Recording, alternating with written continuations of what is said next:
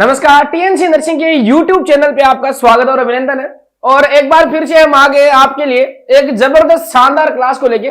NORCET का बहुत ही कम समय आपके सामने बचा है और ये जो क्लास है ये भी बहुत बढ़िया क्लास होने वाली है बच्चों। और जो क्लास जो आपकी वो होने वाली है एनेस्थेशिया से।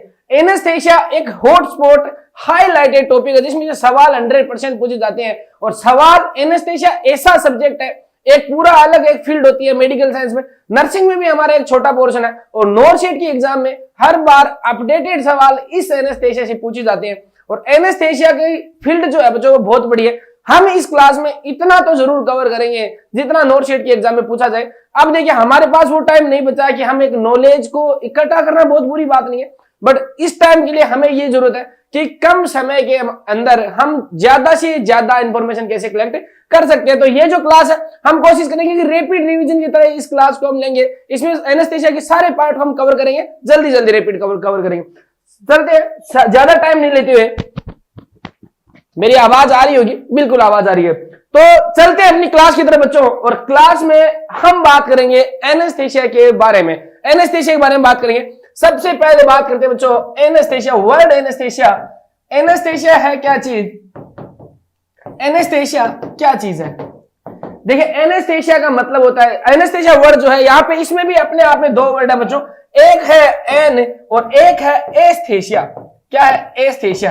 ये देखिए, यहां से सवाल नहीं पूछा जाता नोरसेट मेंस जैसी एग्जाम में, तो आप बिल्कुल भी उम्मीद नहीं करें क्योंकि यहाँ पे अलग सिनेरियो आपको मिलने वाला है। जस्ट आपके जनरल नॉलेज के लिए जल्दी जल्दी मैं चीजें बताता हूं आपको। देखिए, दो वर्ड से बन के मिला है, एक है एन और एक है एस्थेशिया। तो एस्थेशिया का मतलब होता है बच्चों, एस्थेशिया का मतलब होता है सेंसेशन, सेंसेशन या फिर फीलिंग। सेंसेशन या फीलिंग होती है। और एन का मतलब आपको पता है, जिस चीज में एन लग जाता है इसका मतलब वो रिमूव हो जाना या हट जाना। तो एनेस्थेशिया वर्ड का अपने आप में मतलब जो है वो है बच्चों, वो है loss of sensation, loss of sensation या फीलिंग का। हम एक मैनुअली हम बाहर से इंड्यूस करवाते पेशेंट के अंदर एनेस्थेशिया, किसी भी प्रोसीजर को कंडक्ट करवाने के लिए, सर्जिकल प्रोसीजर को कंडक्ट करवाने के लिए, मेडिकल प्रोसीजर को कंडक्ट करवाने के लिए बहुत सारे टाइप के एनेस्थेशिया आपके सामने होते हैं। तो एनेस्थेशिया कितने टाइप के होते हैं बच्चों? एनेस्थेशिया कितने टाइप के एनेस्थेशिया होते हैं यहाँ पे? Type of anaesthesia. तो टाइप में बात करेंगे अपन। देखिए, सबसे पहले हमारे पास में जो जहां से सवाल ज्यादा पूछे जाते हैं वो है आपका जनरल एनेस्थेशिया बच्चों। जनरल एनेस्थेशिया, देखिए एनेस्थेशिया आपका पहला एनेस्थेशिया था बच्चों जनरल एनेस्थेशिया, जनरल एनेस्थेशिया। उसके बाद में एक एनेस्थेशिया था बच्चों आपका रीजनल एनेस्थेशिया, रीजनल एनेस्थेशिया, जिसमें देखिए ये जैसे ये जितने भी जैसे स्पाइनल या स्पाइनल ब्लॉक जो, सॉरी, देखिए इसमें जितने भी ये जो रीजनल एनेस्थेशिया इसमें जितने भी जैसे स्पाइनल ब्लॉक है, स्पाइनल है या चाहे एपिड्यूरल है बच्चों, एपिड्यूरल है या फिर आपका नर्व ब्लॉक जो होते हैं वो आपके इसी एनेस्थेशिया के अंडर में आते हैं। और तीसरा नंबर का जो छोटी जो कैटेगरी होती है वो एक कैटेगरी होती है आपकी 3 नंबर की, जिसको बोलते हैं लोकल एनेस्थेशिया, लोकल एनेस्थेशिया। तो ये 3 टाइप के एनेस्थेशिया होते हैं। हम जो सबसे पहले बात करेंगे बच्चों वो करेंगे जनरल एनेस्थेशिया की। सबसे पहले हम बात करेंगे जनरल एनेस्थेशिया, जनरल एनेस्थेशिया।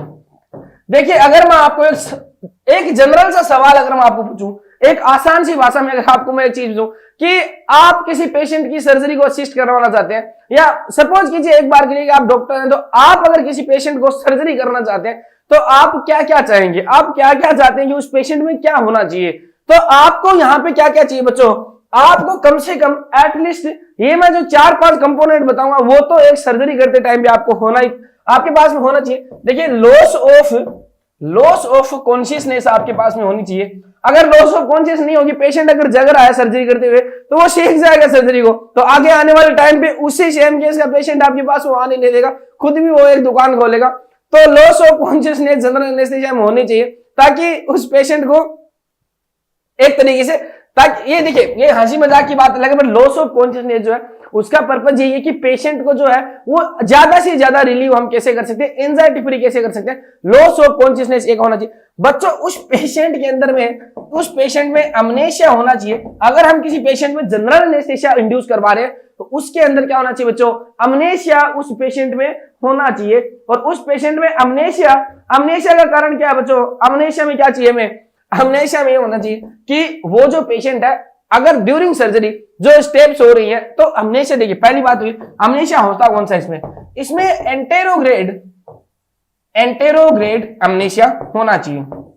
कौन सा, एंटेरोग्रेड अमनेशिया प्रोड्यूस होता है जनरली जब जनरल एनेस्थीसिया देते हैं। दूसरा आपका कंपोनेंट कौन सा होना चाहिए, जनरल अमनेशिया होना चाहिए। इसके बाद में बच्चों एक और जो कंपोनेंट हमारे पास में होना चाहिए वो क्या होना चाहिए, एनाल्जेशिया होना चाहिए। क्या चीज, एनाल्जेशिया होना चाहिए, एनाल्जेशिया। अगर मेरी बात सुनिए, अगर अमनेशिया नहीं होगा तो पेशेंट को याद रह जाएगा, वैसे भी वो अगर लॉस ऑफ कॉन्शियसनेस नहीं रहेगी तो वो देख के सीख जाएगा। और अमनेशिया अगर उस पेशेंट में नहीं होगा तो आप जो चीजें बोल रहे हैं, टॉकिंग जो वहां पे कर रहे हैं वो सुन के सीख जाएगा। और तीसरा जो एनाल्जेशिया, ये सबसे इंपॉर्टेंट एस्पेक्ट है, एनाल्जेशिया होना चाहिए वरना तो सर्जरी आपकी परफॉर्म हो ही नहीं पाएगी। इसके अलावा बच्चों आपके पास यहाँ पे रिफ्लेक्सिया या फिर अगर सिंपल भाषा में बोलूं तो नो रिफ्लेक्स आपके पास में, नो रिफ्लेक्स, यानी कि आपके पास में रिफ्लेक्स भी बिल्कुल नहीं होना चाहिए। क्योंकि अगर रिफ्लेक्स वहां पे हुए तो पता चलेगा कि पेशेंट जो है आपको रिफ्लेक्स प्रेजेंट होने के बाद में आपको मार रहा है या ज्यादा हाइपर एक्साइटमेंट हो गया या पेशेंट कोऑपरेट आपको कर नहीं रहा है। तो यहाँ पे रिफ्लेक्सिया होना चाहिए। और उसके बाद में बच्चों एक होना चाहिए आप में लास्ट जो कंपोनेंट है वो मैं इसी स्लाइड में लिखूंगा ताकि आप लिख भी सके। एक जो होना चाहिए बच्चों वो होना चाहिए इसमें मसल रिलैक्सेंट होना जरूरी है। क्योंकि अगर आप सर्जरी परफॉर्म कर रहे हैं, आप कोई कट लगाना चाहते हैं किसी भी बॉडी पार्ट में या किसी मसल में, अगर जब तक मसल जो रिलैक्स नहीं होगी, जब तक उसके अंदर कॉन्ट्रैक्शन रहेंगे, वो मसल में कट लगाना बहुत मुश्किल है। तो जब तक हम मसल को रिलैक्सेशन नहीं होगा, मसल रिलैक्सेंट नहीं देंगे, इसीलिए as a pre anaesthetic medication जब इंडक्शन करवाते हैं तो क्या देते हैं, मसल रिलैक्सेंट देना जरूरी है। कट लगाने के लिए बच्चों देखो मसल रिलैक्सेंट देना जरूरी है। और एनेस्थेसिया के टाइम पे जब पेशेंट को इंट्यूबेशन जब करवाते हैं तो उसमें भी आपको मसल रिलैक्सेंट होना जरूरी है। क्योंकि अगर आपके एयरवे की मसल रिलैक्स नहीं होगी तो वहां पे क्या होगा, आपका इंट्यूबेशन जो है वो प्रोसीजर वो बहुत अच्छे से वहां पे होगा नहीं, आपको बहुत ज्यादा टाइम लग जाएगा। इसलिए मसल रिलैक्सेंट होना जरूरी है।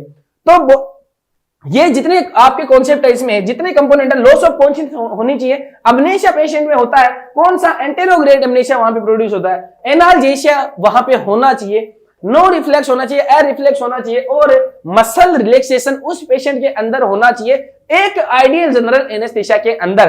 और जो ऐसा जनरल एनेस्थेसिया जिसमें ये सारे कंसेप्ट पाए जाते हैं या जिसमें ये जितने कॉन्सेप्ट यहां पे मैंने बताए सारे कंपोनेंट उसके अंदर होते हैं, इस एक पूरे ग्रुप को क्या बोलते हैं बच्चों, इसको बोलते हैं बैलेंस एनेस्थेसिया। क्या, बैलेंस एनेस्थेसिया। ये सवाल आपके पास आपको पूछा जा सकता है बच्चों। और सवाल कैसे पूछा जा सकता है कि आपको 3-4 ऑप्शन दे दिए जाएंगे और बोलेंगे आप सर्जरी कर असिस्ट करवा रहे हैं एज ए नर्सिंग ऑफिसर, आपको पता होना चाहिए कि बैलेंस एनेस्थेसिया में ये सारे कंपोनेंट होते हैं, सारे कॉन्सेप्ट होते हैं। इनमें से ऐसा कौन सा कॉन्सेप्ट है जो मिसिंग है, या फिर ऐसा कॉन्सेप्ट है जो बैलेंस एनेस्थेसिया का पार्ट नहीं है, या फिर एक एनेस्थेसिया का बैलेंस एनेस्थेसिया का पार्ट कौन सा आना चाहिए, ऐसा सवाल आपके पास पूछा जा सकता है। तो सीधा सा यहाँ पे क्या होगा बच्चों, यहाँ देखिए बैलेंस एनेस्थेसिया में लॉस ऑफ कॉन्शियसनेस होनी चाहिए, लॉस ऑफ कॉन्शियसनेस होनी चाहिए बच्चों, अमनेशिया होना चाहिए बच्चों, एनाल्जेशिया होना चाहिए। इसके बाद में बच्चों हमारे यहाँ पे क्या होना चाहिए, यहाँ पे रिफ्लेक्सिया होना चाहिए और मसल रिलैक्सेशन जब हम जनरल एनेस्थेसिया किसी पेशेंट को देते हैं तो मसल रिलैक्सेशन उस पेशेंट के अंदर अल्टीमेटली होनी चाहिए। ये एक बैलेंस एनेस्थेसिया इसको बोलते हैं। अब आगे चलते हैं बच्चों, आगे चलते हैं कि जब हम कोई एनेस्थेसिया देते हैं, जब पेशेंट को सर देखिए, हम इस लेक्चर में क्या करने वाले हैं, इस लेक्चर में हम वो चीजें पढ़ेंगे बच्चों। देखिए सीधी सी बात है, अब आपके पास में समय कम है, हम उतना ही पढ़ेंगे जितना एग्जाम में पूछा जाएगा। हाँ, उससे कम नहीं पढ़ेंगे, ऐसा नहीं कि हम कुछ छोड़ रहे हैं तो एग्जाम में वो पूछ लेते। जितना इंपॉर्टेंट है 100% टीएनसी नर्सिंग चैनल पे आपको मिलेगा एनेस्थेसिया में। बट एक्स्ट्रा चीजें, this is not good time, ये जो है वो सही टाइम नहीं है एक्स्ट्रा चीजों पढ़ने के लिए। हमें सीधा फोकस हमारे कंटेंट के ऊपर फोकस करना है, कॉन्सेप्ट पे फोकस करना है। तो हम उतना ही पढ़ेंगे जितना एग्जाम में पूछा जा सकता है। फालतू की चीजों को दिमाग में भरने का ये टाइम नहीं है। ये चीज बुरा नहीं है कि हाँ कि आप नॉलेज ले रहे हैं, बहुत अच्छी बात है, पर ये क्या ये समय की डिमांड ये नहीं है।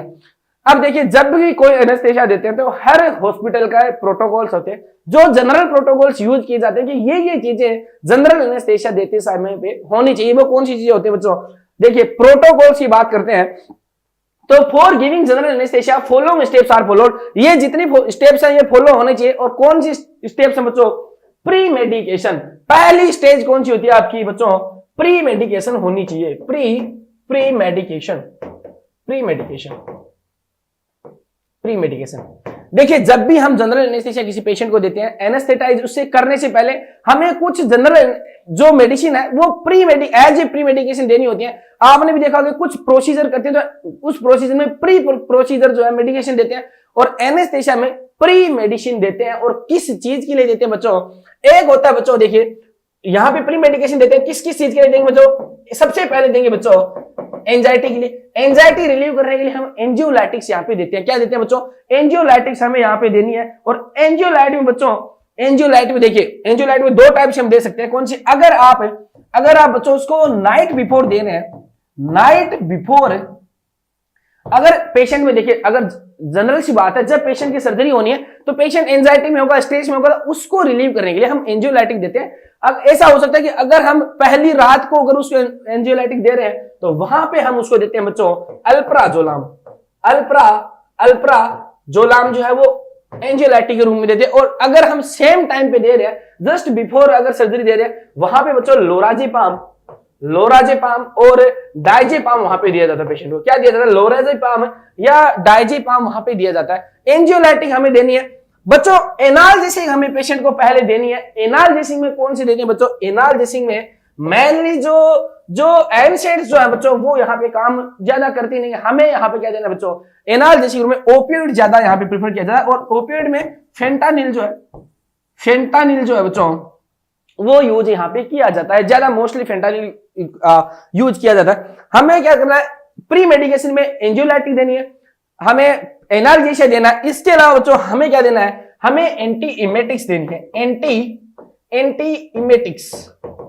एंटी इमेटिक्स हमें देनी है। और एंटी इमेटिक्स अगर हम दे रहे हैं तो एंटी इमेटिक्स में क्योंकि क्या एंटी इमेटिक्स इसलिए लेते हैं कि गैग रिफ्लेक्स जो है वो आपके आए नहीं, पेशेंट को एस्पिरेशन हो नहीं, एस्पिरेशन होने के चांसेस कम से कम हो क्योंकि पेशेंट जो है वो रेस्पिरेटरी वाइज तो वैसे ही कमजोर हो ही जाएगा जब एनेस्थेसिया देंगे। तो यहाँ पे क्या होगा? एंटीमेटिक्स देते हैं। और एंटीमेटिक्स में बच्चों ओंडानसिट्रोन ज्यादा प्रीफरेबल होती है। ओंडानसिट्रोन यहाँ पे ज्यादा प्रीफरेबल होती है एंटीमेटिक। इसके अलावा एक सबसे इंपॉर्टेंट ड्रग देते हैं और वो कौन सी थी बच्चों? हमें यहाँ पे एंटीकोलिनर्जिक देनी है बच्चों। एंटीकोलिनर्जिक देते हैं। और एंटीकोलिनर्जिक क्यों देते हैं बच्चों? यहाँ पे क्या? ताकि पेशेंट के जो सिक्रेशन जो है वो मिनिमम हो जाए। सिक्रेशन कौन से? आपके एरिया की सिक्रेशन हो या जीआई के सिक्रेशन हो, यहाँ पे क्या करना है? मिनिमम हमें करवाना है। एंटीकोलिनर्जिक इफेक्ट हमें यहाँ पे पेशेंट को बना के देना है। और एंटीकोलिनर्जिक इफेक्ट बनाने के लिए दो ड्रग्स जो है सबसे ज्यादा इंपॉर्टेंट काम में आती है एज ए प्री मेडिकेशन। और वो कौन सी होती है बच्चों? वो होती है आपकी, एक होती है बच्चों आपकी एट्रोपिन और दूसरी जो है बच्चों देखिए एट्रोपिन जो है बच्चों मोस्ट पोटेंट साइक्लोप्लेजिक ड्रग होती है। मोस्ट पोटेंट साइक्लोप्लेजिक ड्रग होती है। ये जो ड्रग है वो ब्लड ब्रेन बैरियर को क्या करती है? क्रॉस करती है। और दूसरी जो ड्रग होती है बच्चों वो हम यहाँ पे यूज करते हैं। ये आपके ऐसे ही मैंने पहली वाली लेक्चर में भी आपको बताया था। एट्रोपिन दूसरी होती है बच्चों ग्लाइकोपाइरोलेट एज ए एंटीकोलिनर्जिक और एज प्री मेडिकेशन। इसी कैटेगरी में हमारे पास दो दवाइयां होती है और ज्यादा इनमें से अब जो ज्यादा प्रीफरेबल जो ड्रग है वो कौन सी? ग्लाइकोपाइरोलेट को हम ज्यादा यूज करते हैं। यहाँ पे ग्लाइकोपाइरोलेट को ज्यादा यूज करते हैं। किस वजह से करते हैं बच्चों? क्योंकि ये जो दवाई है यहाँ पे ब्लड ब्रेन बैरियर को क्रॉस नहीं करती है। ग्लाइकोपाइरोलेट जो है ब्लड ब्रेन बैरियर को क्रॉस नहीं करती है, इसलिए हम अब इस टाइम पे फिलहाल करंटली ग्लाइकोपाइरोलेट का ज्यादा यूज होता है। पहले बच्चों आपकी एट्रोपिन जो है वो ज्यादा यूज की जाती थी। उसके बाद में जब उसके सीएनएस के जब इफेक्ट आने शुरू हुए तो उसके बाद में अल्टरनेटिव खोजा गया और अल्टरनेटिव मिला जो है वो ग्लाइकोपाइरोलेट मिला। देखिए यहाँ पे इसका नुकसान यह है कि ब्लड ब्रेन बैरियर को क्रॉस करी तो हमें देनी नहीं है। और जब पेशेंट में ऑर्गेनोफॉस्फोरस पॉइजनिंग होती है तो हमें वहां पे एक ऐसी दवाई चाहिए होती है जो ब्लड ब्रेन बैरियर को क्रॉस करे, हमें ऐसी दवाई होती है, हम वहां पे एट्रोपिन सल्फेट देते हैं। देखिए यही है, हर चीज हर जगह काम आती नहीं है, हर जगह अलग अलग चीज का अलग अलग रोल आपके देखने को मिलते हैं। प्री मेडिकेशन की बात हुई थी अपनी, प्री मेडिकेशन, ये प्री मेडिकेशन दी जाती है। पहला प्रोटोकॉल हमारा प्री मेडिकेशन का था बच्चों, प्री मेडिकेशन हमारी हो चुकी है। उसके बाद में दूसरा जो हमें करना बच्चों, प्री ऑक्सीजनेशन करना है। क्या हमने प्री मेडिकेशन से दे, उसके बाद में प्री ऑक्सीजनेशन करना है। और प्री ऑक्सीजनेशन में क्या करना बच्चों, प्री ऑक्सीजनेशन, प्री ऑक्सीजनेशन में हम क्या करते हैं बच्चों, हमें 100% FiO2 के साथ में फ्रैक्शन ऑफ ऑक्सीजन 100% FiO2 के साथ में हमें पेशेंट को हाइपर ऑक्सीजनेट करना है, हाइपर ऑक्सीजनेट करना है। किस चीज के लिए करते हैं, दो चीजें हैं। एक करते हैं बच्चों किसके लिए, डी नाइट्रोजनेशन के लिए, नाइट्रोजनेशन के लिए, डी नाइट्रोजनेशन के लिए करते हैं। और दूसरा जो यहां पे होता है, हमें यहां पे करना है टू स्टोर ऑक्सीजन। ऑक्सीजन का जो स्टोर है वो डीप्लेट में, उसके लिए हम हाइपर ऑक्सीजनेशन करते हैं। और सवाल यहां पे ये पूछा जा सकता है, ये यहां पे सवाल पूछा जाएगा, अगर आपको ऑक्सीजनेशन से प्री ऑक्सीजनेशन से सवाल पूछा जाएगा तो ये पूछा जाएगा जो प्री ऑक्सीजनेशन करते हैं वो कितनी देर के लिए करते हैं। तो एनेस्थेसिया के अंदर प्री ऑक्सीजनेशन जो करते हैं बच्चों, प्री ऑक्सीजनेशन जो होगा वो प्री ऑक्सीजनेशन होता है आपका कितनी देर के लिए, 3 मिनट के लिए। 3 मिनट के लिए पेशेंट को क्या करते हैं, हम प्री ऑक्सीजनेशन देते हैं पेशेंट को। किस चीज के लिए, जो मैंने आपको पर्पज बता दिया है। दूसरा, उसके बाद में क्या आएगा बच्चों, तीसरा जो प्रोटोकॉल होता है अपना वो होता है इंडक्शन। हमने प्री मेडिकेशन दे दी पेशेंट को, हमने प्री ऑक्सीजनेशन भी कर दिया, इंडक्शन करना है। और इंडक्शन कैसे होता है, इंडक्शन का मतलब होता है बच्चों, अब हमें मेन काम पे आ जाना है, पेशेंट को इंडक्शन एजेंट्स देने हैं जो एनेस्थेसिया प्रोड्यूस करेंगे। और दो टाइप के एजेंट होते हैं बच्चों यहाँ पे, देखिए इंडक्शन के लिए, इंडक्शन जब करवाएंगे हम, इंडक्शन जब हम करवाएंगे बच्चों, इंडक्शन जब करवाएंगे तो हमें, हमारे पास दो टाइप के एजेंट होते हैं बच्चों, एक होते हैं इंट्रावेनस एजेंट, एक होते हैं बच्चों इनहेलेशनल। जनरल एनेस्थेसिया में हमारे पास ये होते हैं। अब देखिए इंडक्शन के लिए जो एजेंट ज्यादा यूज होते हैं बच्चों वो कौन से होते हैं, आपके इंट्रावेनस एजेंट जो होते हैं वो मोस्टली यूज किए जाते हैं इंडक्शन के लिए। और इसमें जो इंपॉर्टेंट जो एजेंट जो आते हैं उनमें से बच्चों देखो, जैसे आपका थियोपेंटोन है, थियोपेंटोन यूज किया जाता है, प्रोपोफॉल होता है, प्रोपोफॉल होता है। और ये जो है वो ड्रग ऑफ चॉइस होती है आपकी इसके लिए डे केयर सर्जरी में। डे केयर सर्जरी में इंडक्शन ऑफ एजेंट जो होता है वो चॉइस ऑफ एजेंट जो होता है हमारा जो होता है प्रोपोफॉल होता है। इसके बाद में बच्चों एक होता है कीटामाइन, इसमें यूज करते हैं, कीटामाइन इसमें यूज किया जाता है, कीटामाइन हमें यूज किया था। एक होता है इटोमिडेट, इटोमिडेट यहाँ पे यूज होता है। ये इंडक्शन ऑफ एजेंट होते हैं, मेनली ये 4 ड्रग होते हैं। जब हम इंट्रावेनस एजेंट्स पढ़ेंगे, एनेस्थेसिया एजेंट पढ़ेंगे, तब हम इनके बारे में पढ़ेंगे। तो इंडक्शन के लिए इंट्रावेनस एजेंट मोस्टली यूज किए जाते हैं। और इनहेलेशन के लिए, इनहेलेशन में क्या करते हैं बच्चों, इनहेलेशन जो है वो मेंटेनेंस के लिए।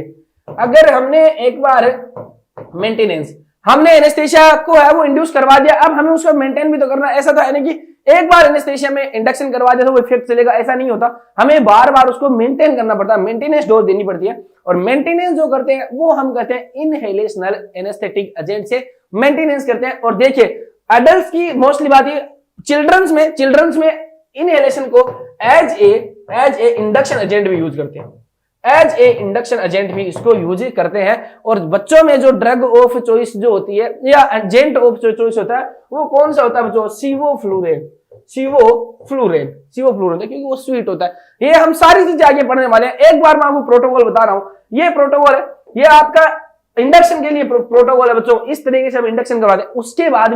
उसके बाद में देखिए हमारे पास जब हम इंडक्शन करवाएंगे, मैंने एक चीज नहीं बताई आपको, जब हम इंडक्शन करवाएंगे बच्चों तो इंडक्शन करवाते टाइम पे हमें एक तो जब हम इंडक्शन करवाएंगे हमने एनेस्थेटिक एजेंट दे दिया, अब हमें और क्या चाहिए, हमें वहां पे मसल रिलैक्सेंट भी देना है बच्चों। क्योंकि जैसे ही हमने इंडक्शन करवाया अब हमें एक ऐसी दवाई चाहिए।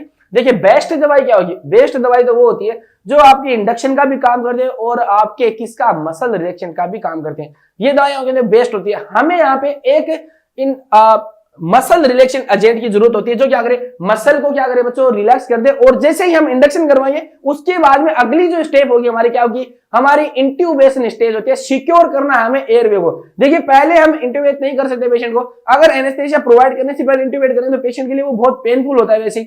और मसल रिलैक्सेशन जब तक नहीं देंगे तो इंट्यूबेशन की जो प्रोसेस है बहुत वो टफ होती है, टिपिकल होती है। तो अब यहाँ पे एक हमें एजेंट के साथ में इंडक्शन के साथ में इंडक्शन में दो चीजें यूज करते हैं। एक होगा आपका anaesthesia agent plus muscle relaxant भी होता है। क्या होता है, मसल रिलैक्सेंट यूज करते हैं। और मसल रिलैक्सेंट में सबसे ज्यादा जो यूज किया था बच्चा वो होता है एट्राक्यूरियम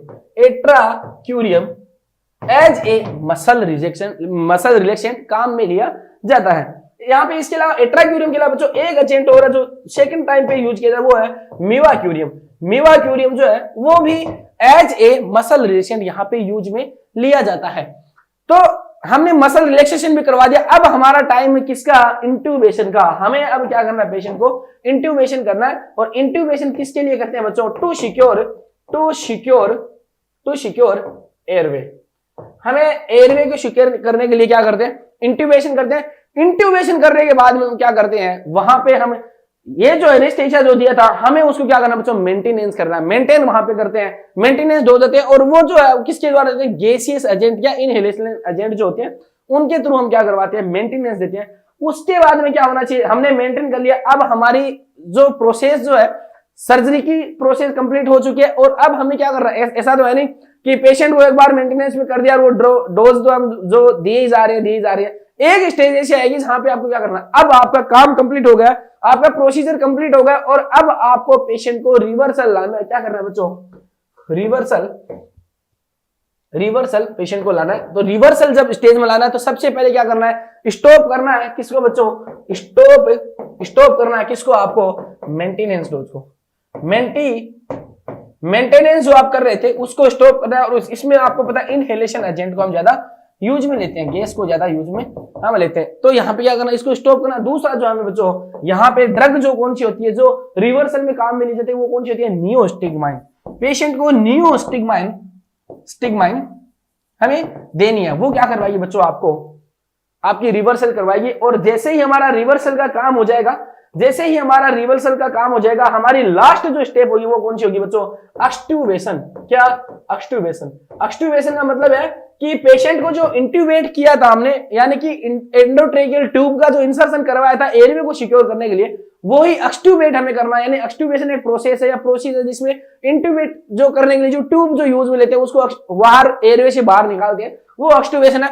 अब अगर पॉसिबल है कि पेशेंट को आप एक्टिवेट कर सकते हैं तो आप पेशेंट को एक्टिवेट कर दीजिए। हालांकि मोस्ट ऑफ जो कंडीशन होती है उसमें एक्टिवेशन मिल जाता है पेशेंट को आफ्टर सर्जरी, बट जो क्रिटिकल केस होते हैं उनमें नहीं मिलता। तो इंट्यूबेशन जो है वो कंटिन्यूअस वहां पे चलता है। ये जो था बच्चों, ये था आपका प्रोटोकॉल ऑफ एनेस्थेसिया। तो कि एनेस्थेसिया की प्रोटोकॉल जो है वो यहाँ पे कौन से होते हैं, मैं थोड़ा सा पी लेता हूं पानी और आप भी एक बार इसको रिवाइज कर लीजिए थोड़ा।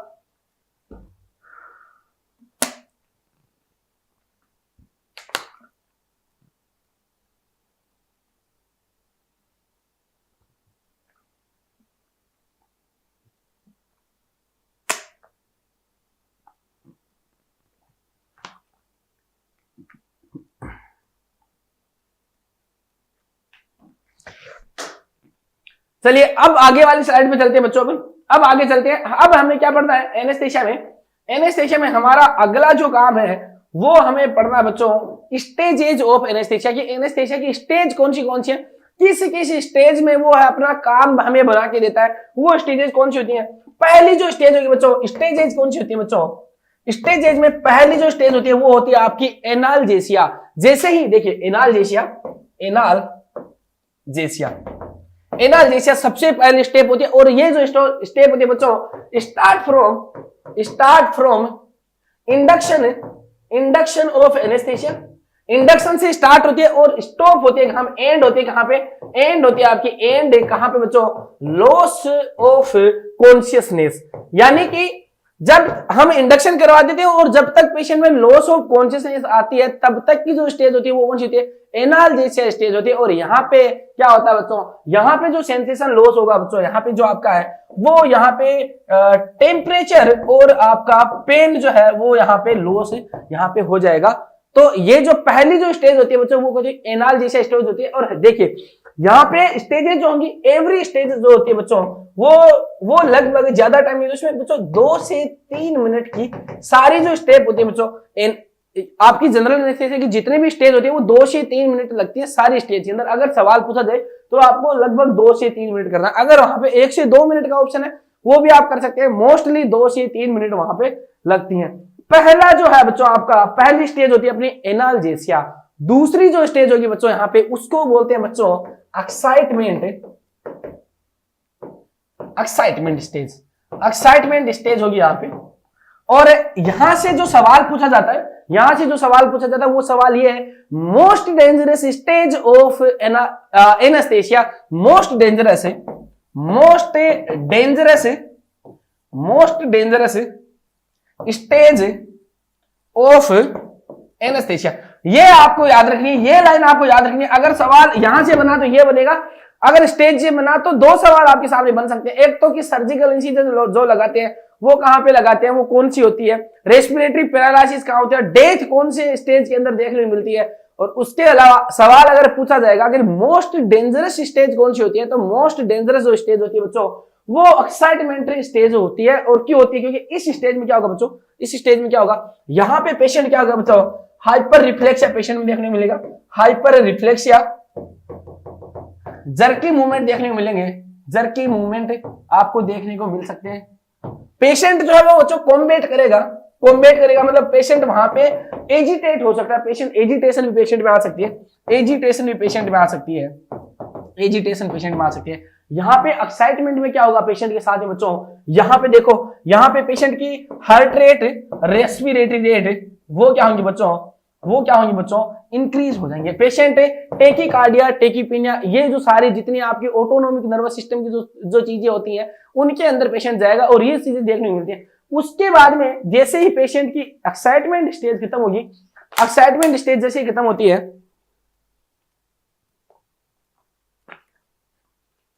एक्साइटमेंट स्टेज जैसे ही खत्म होती है बच्चों, यहां पे जो स्टेज स्टार्ट होगी वो आपकी सर्जिकल एनेस्थीसिया की स्टेज यहां पे आप क्या होगी, स्टेज होगी। तीसरी जो स्टेज होगी वो कौन सी होती है बच्चों, सर्जिकल, सर्जिकल एनेस्थीसिया, एनेस्थीसिया। और सर्जिकल एनेस्थीसिया इस स्टेज के अंदर क्या होता है बच्चों, यहाँ पे पेशेंट जो है वो काम हो जाता है, काम कूल हो जाता है पेशेंट। और यहाँ पे क्या होगा बच्चों, ये जो स्टेज है ये है सर्जिकल इंसिजन लगाने के लिए। तो इंसिजन लगाने के लिए जो स्टेज होती है, इंसिजन लगाने के लिए जो स्टेज होती है वो कौन सी होती है आपकी, सर्जिकल एनेस्थीसिया स्टेज होती है। यहाँ पे पेशेंट के अंदर इंसिजन लगाया जाता है, कट जो लगाया जाता है, कट जो लगाया जाता है वो आपका सर्जिकल एनेस्थीसिया स्टेज के अंदर कट लगाया जाता है। और ये जो है बच्चों यहाँ पे क्या होगा, यहाँ पे क्या होगा, सर्जिकल एनेस्थीसिया स्टेज होती है, सर्जिकल एनेस्थीसिया स्टेज जो होती है बच्चों, यहाँ पे क्या होगा, यहाँ पे बच्चों 4 प्लेन होती है। यहाँ पे प्लेन वन, इस प्लेन 1 में क्या होता है बच्चों, आई मूवमेंट जो होते हैं पेशेंट के वो चले जाते हैं, क्या होते हैं, आई मूवमेंट वो चले जाते हैं, गौन हो जाते हैं। प्लेन सेकंड में क्या होगा बच्चों, प्लेन सेकंड में क्या होगा, पेशेंट में respiratory paresis, respiratory paresis patient के अंदर होगा, पैरेसिस पेशेंट में होगा। प्लेन थर्ड के अंदर क्या होता है, देखिए यहां से अगर प्लेन से सवाल पूछेगा, सर्जिकल स्टेज से अगर अंदर में अगर डेप्थ में सवाल पूछा तो इस प्लेन से सवाल बन सकता है। और इस थर्ड प्लेन में क्या होता है बच्चों, प्लेन थर्ड के अंदर क्या होता है बच्चों, रेस्पिरेटरी पैरालिसिस पेशेंट में हो जाता है, रेस्पिरेटरी पैरालिसिस, पैरालिसिस पेशेंट के अंदर हो सकता है, रेस्पिरेटरी पैरालिसिस यहाँ पे हो सकता है। और प्लेन फोर्थ में क्या हो जाता है बच्चों, प्लेन फोर्थ में पेशेंट वो पूरा ही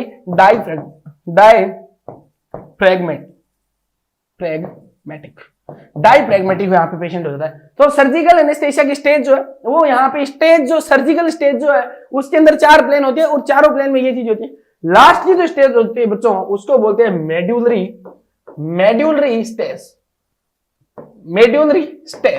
और इस मेड्यूलरी स्टेज के अंदर क्या होता है बच्चों, यहाँ पे पेशेंट डेथ जो हो सकती है पेशेंट की, देखिए यहां से जो सवाल बनेगा बच्चों वो ये बन सकता है कि सर्जिकल एनेस्थीसिया जब पेशेंट को दे रहे हैं हम, जब हम एनेस्थीसिया इंड्यूस करवाते हैं तो कौन सी स्टेज के अंदर पेशेंट की डेथ हो सकती है। तो यहाँ पे जो मेड्यूलरी स्टेज है वहां पे क्या होगा बच्चों, पेशेंट की डेथ हो सकती है या पेशेंट यहाँ पे कोमा में भी जा सकता है। और यहाँ पे ये मेड्यूलरी स्टेज कब आती है, जब हम क्या करते हैं बच्चों, जब मेंटेनेंस पीरियड जो है बच्चों वो हमारा इंक्रीज हो जाता है। जब हम मेंटेनेंस दे रहे हैं, जब लंबी प्रोसेस चली जाएगी और डोज जो है बच्चों, डोज जब यहाँ पे ज्यादा चला जाएगा तो तब पेशेंट मेडुलरी स्टेज में जा सकता है और वहां पे क्या होगा, वहां पे पेशेंट की डेथ हो सकती है। रेस्पिरेटरी एफर्ट्स एकदम खत्म हो जाती है, सारी चीजें यहाँ पे मेडुला ऑब्लोंगेटा डैमेज यहाँ पे पेशेंट का हो जाता है। ये था बच्चों स्टेज ऑफ एनेस्थीसिया। क्या थी, स्टेजेस थी। अब थोड़े से सवाल हम कर लेते हैं, एक बार 2-4 सवाल यहाँ पे हम सोल्व करेंगे, उसके बाद में हम जबरदस्त प्रॉपर तरीके का जो आपको चाहिए ना, जो कंटेंट आपको चाहिए ना, मोस्ट कॉमन कौन सा होता है, मोस्ट पोटेंट कौन सा होता है, इंडक्शन ऑफ चॉइस कौन सी होती है, कौन सा एजेंट सबसे बढ़िया, क्या किसकी क्या साइड इफेक्ट आते हैं, वो सारी चीजें अब आने वाली है। कहां पे कौन सा यूज होता है, न्यूरो सर्जरी में कौन सा बढ़िया है, कार्डियक सर्जरी में कौन सा सबसे अच्छा एजेंट होता है, कार्डियोटॉक्सिक सबसे ज्यादा कौन सा है, न्यूरोटॉक्सिक कौन सा होता है, हिपेटोटॉक्सिक कौन सा होता है, ये सारी चीजें हम अब आगे पढ़ेंगे। इससे पहले 3-4 सवाल यहाँ पे हम पढ़ लेते हैं। और सवाल कौन से होंगे बच्चों, सवाल हमारे पहला सवाल आपके सामने, हालांकि ये सवाल बच्चों आगे आएगा, मुझे आगे आपको ये सवाल पूछना चाहिए, बट अगर यहाँ पे आ गया है तो मैं आपको बता देता हूं। देखिए सवाल आपको पढ़ लेंगे, the nurse should question the administration of which anaesthetic agent in patient with history of psychiatric illness. कि साइकेट्रिक इलनेस की हिस्ट्री के साथ में एक पेशेंट है और नर्स जो है वो कौन से एनेस्थेटिक एजेंट के लिए उसको रीचेक करना चाहिए, या फिर नर्स शुड क्वेश्चन करना चाहिए कि क्या हम इस साइकेट्रिक इलनेस वाले पेशेंट जो है उसको हम ये एजेंट दे सकते हैं। जाहिर सी बात यह है कि कौन सा एजेंट देना, अगर हम देते हैं तो क्वेश्चन करना है। और कौन सा क्वेश्चन है यहां पे देखिए, साइकेट्रिक, जाहिर सी बात है कि साइकेट्रिक इलनेस में कौन सा कॉन्ट्रा इंडिकेशन होता है, साइकेट्रिक इलनेस में कौन सा एजेंट जो है वो कॉन्ट्रा इंडिकेटेड होता है। तो इनमें से कॉन्ट्रा इंडिकेशन कौन सा एजेंट का हो सकता है, देखिए नाइट्रोस ऑक्साइड है, दूसरा आपका मिडाजोलाम है, कीटामाइन है और प्रोपोफोल है बच्चों। क्या है, प्रोपोफोल यहाँ पे है। अब यहाँ पे देखिए प्रोपोफोल जो है वो तो हम रिकमेंड करते हैं उसमें, जब हमें यहाँ पे देखिए इसका राइट आंसर जो होने वाला बच्चों वो होता है कीटामाइन। कीटामाइन इसका क्या होगा बच्चों, राइट आंसर होगा। और कीटामाइन राइट आंसर क्यों होगा, क्योंकि यहाँ पे जो है, यहाँ पे कीटामाइन जब ड्रग हम देते हैं तो साइकेट्रिक इलनेस वाले पेशेंट में कॉन्ट्रा इंडिकेटेड होती है। क्यों होती है, क्योंकि ये डिसोसिएटिव एनेस्थीसिया प्रोड्यूस करती है, डिसोसिएटिव एनेस्थीसिया प्रोड्यूस करती है। यानी कि देख मैं आगे चीज बताऊंगा कि वहां पे मेडुला ऑब्लोंगेटा पे क्या इफेक्ट आएगा, कोर्टेक्स के ऊपर क्या इफेक्ट आता है, अलग अलग ब्रेन के ऊपर अलग अलग इफेक्ट आएगा और पेशेंट में हेलुसिनेशन प्रोड्यूस हो जाएगा। वहां पे विविड ड्रीम जैसे पेशेंट में देखेंगे, एक पेशेंट साइकेट्रिक स्टेज के अंदर चला जाता है। इसलिए साइकेट्रिक इलनेस वाले पेशेंट में कीटामाइन जो है वो उसको क्या करते हैं बच्चों, हमें अवॉइड करते हैं, वो हमें नहीं देनी होती है। नाइट्रस ऑक्साइड हम दे सकते हैं, मिडाजोलाम एनेस्थेटिक एजेंट है ही नहीं, और प्रोपोफोल है उसको हम बहुत अच्छे तरीके से दे सकते हैं। यहाँ पे इवन ये तो कीटामाइन के बाद में इसी को हम रिकमेंड करते हैं, किसके लिए, साइकेट्रिक इलनेस में प्रोपोफोल को ही रिकमेंड करते हैं। आगे का सवाल देखेंगे बच्चों, आगे का सवाल देखेंगे, सवाल मस्त सवाल ये है। और पहला सवाल ये बच्चों की, the depth of anaesthesia where surgery can be safely perform. कि इस सर्जिकल एनेस्थीसिया स्टेज की कौन सी स्टेज है या कौन सी डेप्थ है जहां पे सर्जरी हम इजीली परफॉर्म कर सकते हैं। पहला है हमारे पास में बच्चों एक्साइटमेंट स्टेज। क्या एक्साइटमेंट स्टेज में हम सर्जरी परफॉर्म कर सकते हैं, तो आप बोलोगे नहीं सर वहां पे नहीं कर सकते, वो मोस्ट डेंजरस स्टेज होती है, मोस्ट डेंजरस स्टेज होती है। मैं बच्चों इसको थोड़ा सा छोटा कर देता हूं, मुझे लग रहा है कि आपको छोटा पसंद है, छोटा पसंद है तो मैंने छोटा कर दिया, बड़ा पसंद है तो बड़ा कर देंगे। तो डेप्थ ऑफ एनेस्थीसिया जहां पे हमें सर्जरी हम परफॉर्म कर सकते हैं, कट लगा सकते हैं। क्लाइमेक्स स्टेज क्या कर सकते हैं, क्लाइमेक्स स्टेज ये होती नहीं है। यहाँ पे ऑप्शन सी जो सर्जिकल एनेस्थीसिया स्टेज और चौथी स्टेबल सर्जरी स्टेज। तो स्टेबल सर्जरी स्टेज जैसी कोई चीज होती नहीं है हमारे पास, जो होता है ये स्टेबल सर्जरी जो होती है वो इसी में आती है कि सर्जिकल स्टेज के अंदर पेशेंट स्टेबल हो जाता है। इस नाम की कोई स्टेज नहीं होती है, क्लाइमेक्स स्टेज भी कोई होती नहीं है। हालांकि हम मेडुलरी स्टेज या फिर एंड में जो रिवर्सल जो स्टेज होती है वहां पे हम क्लाइमेक्स बोल सकते हैं, पर ये होता नहीं है। हमारा राइट आंसर जो होगा, जो हम यहाँ पे सर्जरी कर सकते हैं, कट लगा सकते हैं, वो आप एकदम चुटकियों में बता सकते हो, क्योंकि ये चीजें मैंने आपको बता दी है। सर्जिकल एनेस्थेसिया स्टेज के अंदर हम पेशेंट में सर्जरी परफॉर्म कर सकते हैं, कट लगा सकते हैं। अगला सवाल ये बच्चों, the most dangerous stage in the induction of anaesthesia, कि एनेस्थेसिया इंडक्शन में मोस्ट डेंजरस स्टेज जो होती है वो कौन सी होती है? तो रिकवरी पीरियड डेंजरस नहीं होता, वो बहुत अच्छा होता है पेशेंट के लिए। एक्साइटमेंट जो होता है वो क्या सबसे डेंजरस होता है? क्या मेडुलरी सबसे ज्यादा होता है? और एनाल्जेसिया फेज होता है। एनाल्जेसिया फेज तो है वो सबसे बढ़िया स्टेज होती है, ये तो स्टार्टिंग में होती है। पेशेंट को तो चाहिए कि उसका दर्द बांट ले, कोई दर्द उसका मिट जाए। अब ये दर्द कौन सा है, उसका दिल का दर्द है या उसका फिजिकल दर्द है, वो तो अपना अपना होगा। एनाल्जेसिया फेज के अंदर नहीं होता है। मेडुलरी फेज में तो डेथ ही होती है पेशेंट की। और एक्साइटमेंट फेज जो होती है बच्चों, वो क्या होती है आपकी? मोस्ट डेंजरस जो होती है वो आपकी कौन सी होती है? आपकी एक्साइटमेंट स्टेज जो है वो सबसे मोस्ट डेंजरस होती है। ये सवाल था बच्चों, 2-3 सवाल थे जिनको बीच में करना चाहिए, थोड़ा सा आपका भी माइंडसेट सही हो जाएगा और आपको लगेगा इस टाइप के सवाल इस पोर्शन से पूछा जा सकता है। नॉन ड्रग वाले पार्ट से ये पूछा जा सकता है, जहां पे स्टेज की अगर बात करें या फिर हम प्रोटोकॉल्स की बात करें, वहां से ऐसे सवाल आपको पूछे जा सकते हैं। जबरदस्त सवाल आपकी स्क्रीन के सामने आ पहुंचा है और ये जो सवाल है अब आप करेंगे बच्चों। ये चीजें मैंने बताई नहीं आपको और अब मैं इस चीज को आपको बताने वाला हूं।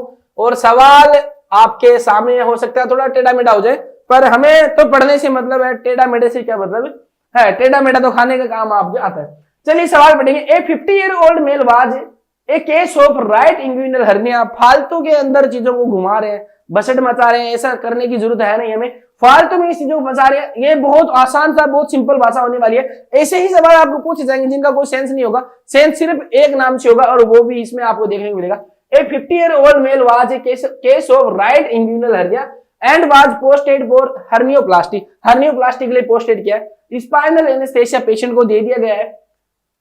Injection bupivacaine 0.5% hyperbaric solution was given at L3 L4 stage. कुछ ये हमें बता रहा है कि बुपीवेकेन दिया गया है। और एक चीज बताता हूं, मोस्ट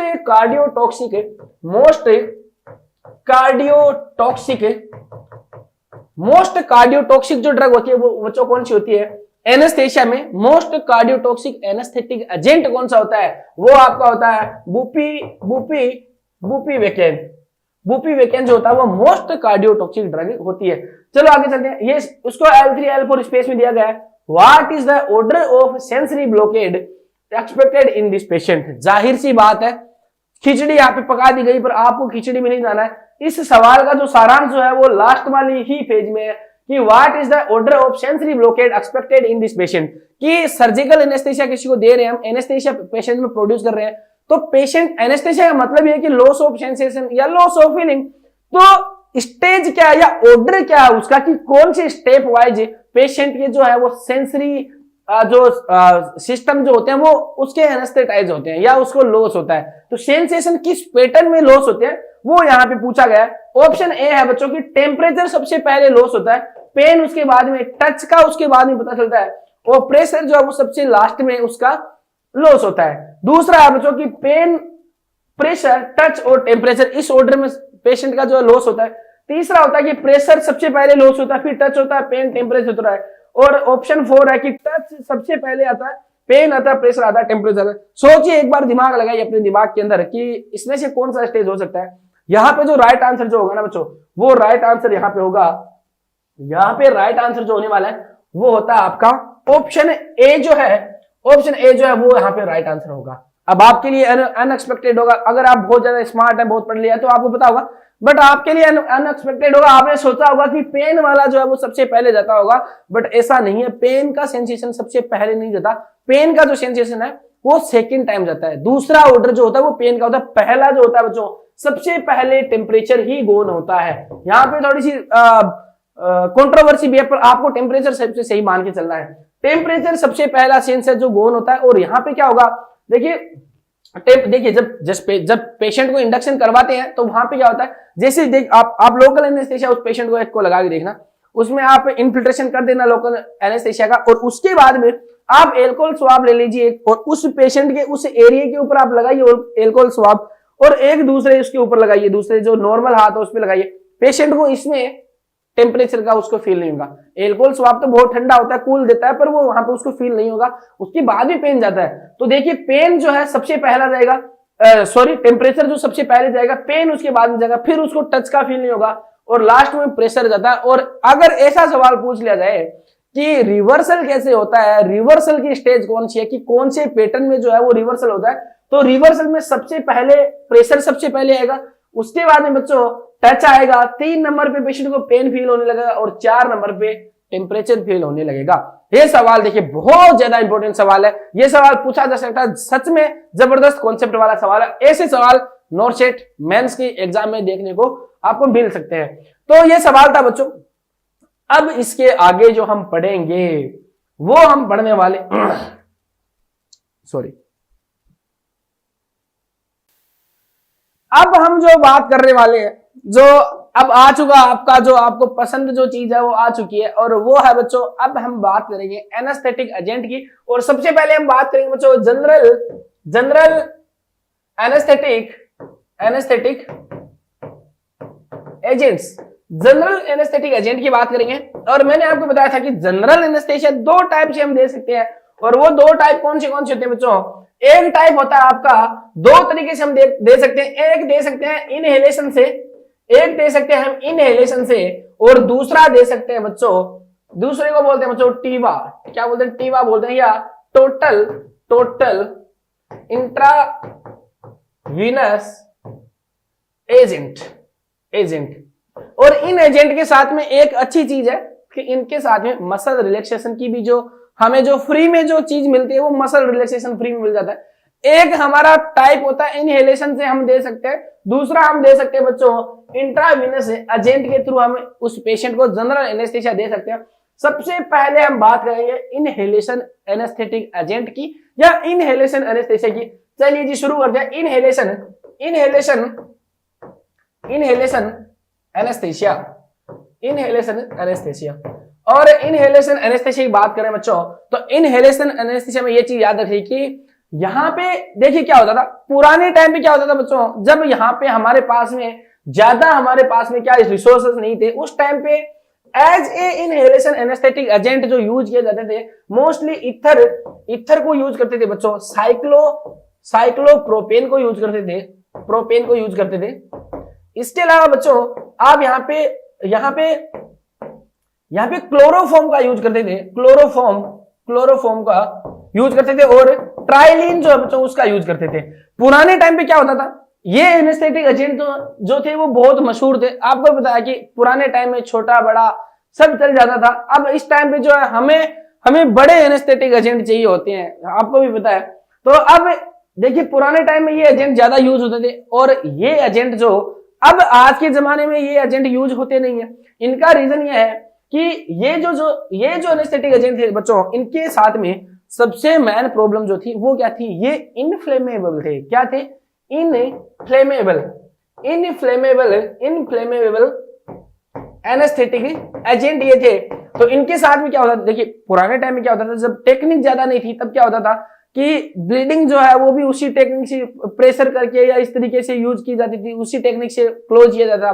पेशेंट को ब्लीडिंग रोकने का मेन जो जरिया होता था वो आपका सूचरिंग होता था, इस तरीके से होता था। उस टाइम पे इलेक्ट्रॉनिक डिवाइसेस इतनी नहीं थी, तो ये जो मैंने ईथर या फिर साइक्लोप्रोपेन या क्लोरोफॉर्म या ट्राइलिन मैंने बताया, ये एनेस्थेटिक एजेंट बहुत बढ़िया थे। बट जैसे जैसे टेक्नोलॉजी का इजाद हुआ, विकसित हुई, ये चीजें धीरे धीरे क्या हुआ, ये कम में आए। और इनके साथ में देखा गया कि ये जो है इनफ्लेमेबल है, यानी जैसे ही कोई इलेक्ट्रॉनिक डिवाइस इनके पास में आ जाती है आग लग जाती है। इसलिए आज के प्रेजेंट टाइम में ब्लीडिंग रोकने के लिए क्या यूज करते हैं बच्चों, कोटरी जो होती है, कोटरी जो मशीन होती है, कोटरी मशीन जो होती है उसका ज्यादा यूज करते हैं ब्लीडिंग रोकने के लिए। वो क्या करते हैं, वहां से क्या करते हैं बच्चों, उसको बर्न करके छोटी वेसल्स को, और वहां पे ब्लीडिंग स्टॉप करती है। अब अगर हम पुराने वाले एजेंट को यहाँ पे यूज करेंगे तो क्या होगा, यहाँ पे ये होगा बच्चों कि यहाँ पे आग लग जाएगी। तो कोटरी हम जब यूज करेंगे तो क्या होगा, पेशेंट तो बच जाएगा, पेशेंट तो क्या होगा, मर जाएगा, ब्लीडिंग रुक जाएगी। तो आपको क्या करना है, आपको पेशेंट की ब्लीडिंग रोकनी है, पेशेंट को बचाना है, दोनों आपको काम कर रहे हैं कि आग भी नहीं लगे और पेशेंट भी बच जाए। पर इनफ्लेमेबल अगर आप यूज करोगे और कोटरी भी यूज करोगे तो क्या होगा, ब्लीडिंग तो रुक जाएगी और पेशेंट उठ जाएगा। इस वजह से इनफ्लेमेबल जो एनेस्थेटिक एजेंट थे वो आज के जमाने में यूज नहीं होते हैं। अब जो यूज होते हैं वो मॉडर्न एजेंट से यूज होते हैं। और मॉडर्न एजेंट्स कौन से हैं बच्चों? मॉडर्न एजेंट्स कौन से हैं? मॉडर्न एजेंट्स दो टाइप के बच्चों, यहां पे दो टाइप के मॉडर्न एजेंट्स हैं।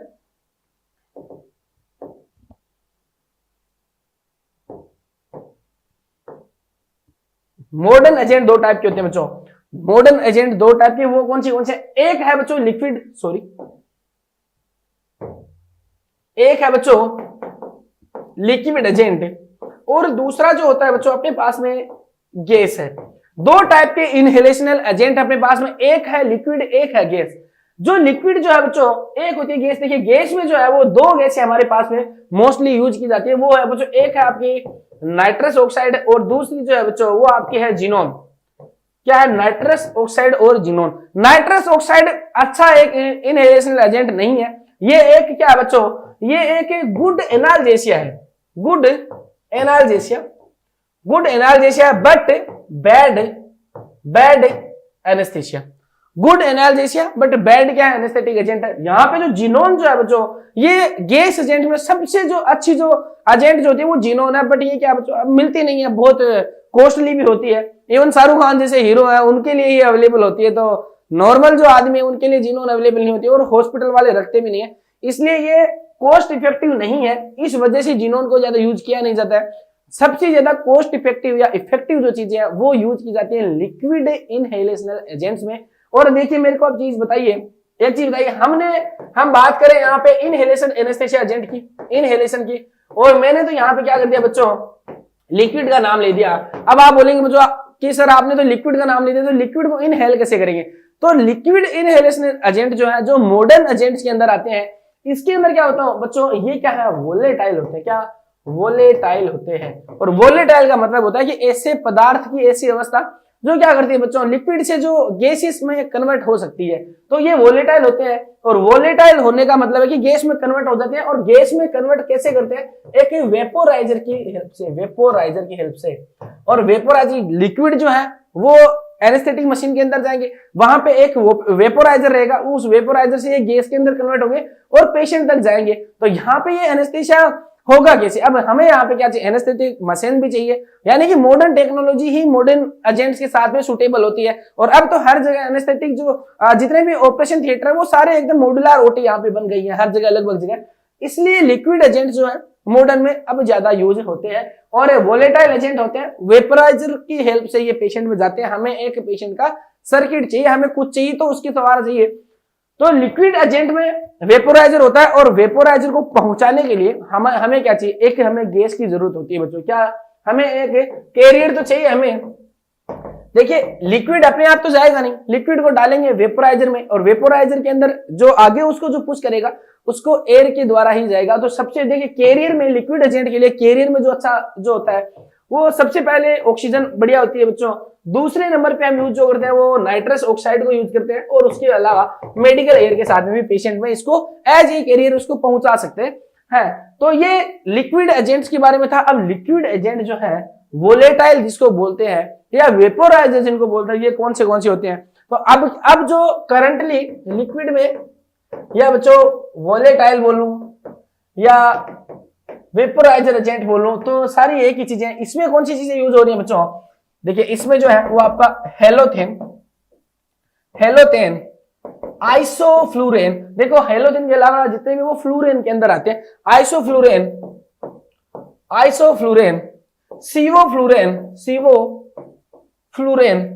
डेसफ्लूरेन, मिथॉक्सीफ्लूरेन और एनफ्लूरेन। एनफ्लूरेन के साथ के अंदर अगर आपको याद रखना हो, E4 क्या होता है बच्चों?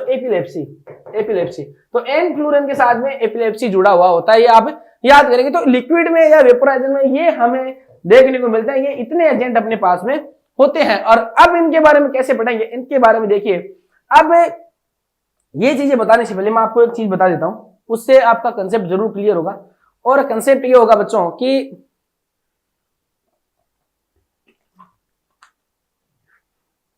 आखिर ये जो चीज है इनहेलेशनल एनेस्थेटिक एजेंट जो है, जो लिक्विड या वेपोराइजर, आखिर काम कैसे करेंगे?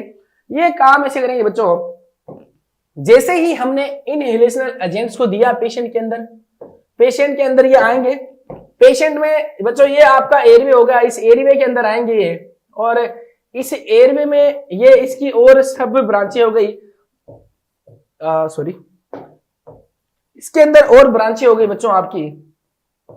ऐसे में अगर इसको बना दूं, इसको मैं बना दूं, इसको अगर मैं ऐसे बना दूं एक बार, ये आपका एक तरीके से रफली डायग्राम आपके एयरवे का है। और इस एयरवे में क्या होगा बच्चों, जैसे ही आपका इनहेलेशनल एजेंट आएगा, इनहेलेशनल एनेस्थेटिक एजेंट आता है, और ये एनेस्थेटिक एजेंट क्या करता है बच्चों, ये एनेस्थेटिक एजेंट देखिए, अब एक मैं आपको चीज बताऊं, अगर सैटरडे नाइट आपकी है, शनिवार की रात है और दूसरे दिन संडे है, आपको पता है कि दूसरे दिन संडे है, और सैटरडे नाइट पार्टी आप करते हैं और आप कहीं पे जाते हैं, आपको ड्रिंक करनी है या आपको एल्कोहल लेनी है, तो आप क्या करेंगे उस कंडीशन में? अगर आपके पास में दो ऑप्शन हो कि आपके पास में एक 50 ml की वोडका और एक 50 ml की विस्की है, और आपको कोई बता दे कि वोडका का जो है असर ज्यादा होता है और विस्की का असर कम होता है, या कोई ऐसे बता दे कि विस्की का असर ज्यादा होता है, वोडका का क्या, आपके पास है तो 50 ml ही बची है और आपको तो पार्टी करनी है, आपको आदत है शनिवार रात को पार्टी करने की, तो अब आप उस कंडीशन में क्या करेंगे? आपको नशा चाहिए पूरा, तो आप वहां पे क्या करेंगे? आप 50 ml वोडका लेंगे या क्या लेंगे? विस्की लेंगे? क्या चाहिए आपको? आपको वो चीज चाहिए जो 50 ml में आपको मनोरंजन ज्यादा करे, आपका माहौल बढ़िया सेट करे, वो चीज आपको चाहिए। वो कॉन्सेप्ट इसमें कहां होगा? अब आप देखेंगे जैसे ही इनहेलेशन एनेस्थेटिक एजेंट दिए जाते हैं, यहां पे जो एल्वियोलाई है बच्चों, यहां से ये मान लीजिए आपकी ब्लड सप्लाई जा रही है, और ये ब्लड सप्लाई जो जा रही है यहां से क्या होगा, जैसे ही आपका इनहेलेशन एजेंट आता है वो यहां पे रुकेगा, और यहां से ये क्या करेगा, ब्लड के अंदर क्या होगा, आई होप आपको दिख रहा होगा, ओके विजिबल है, ये इनहेलेशनल एजेंट आएगा, यहाँ पे ब्लड वेसल्स के अंदर जाएगा, ब्लड में समाहित होगा और आपके ब्रेन तक ये पहुंच जाएगा, और वहां से आपको एनेस्थेटिक एजेंट आपको अपना इफेक्ट बना के देंगे। अब यहाँ पे क्या होता है बच्चों की एल्वियोलाई का यहाँ पे बहुत ज्यादा इंपॉर्टेंट रोल होता है, और एल्वियोलाई का इंपॉर्टेंट क्या होता है बच्चों, यहाँ पे ये जो चीज है इसको बोलते हैं बच्चों मैक, यानी मिनिमम एल्वियोलार कंसेंट्रेशन नाम का एक कॉन्सेप्ट होता है। क्या होता है बच्चों, इसको देखेंगे एक बार डायग्राम को, मिनिमम एल्वियोलार कंसंट्रेशन, जिसको क्या बोलते हैं बच्चों, शॉर्ट में मैक बोलते हैं। और ये जो मैक होता है, मिनिमम एल्वियोलार कंसंट्रेशन होता है, इसका मतलब ये होता है कि minimum amount of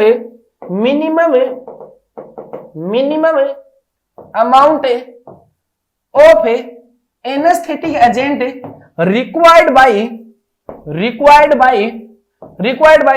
alveoli to produce anesthetic effect,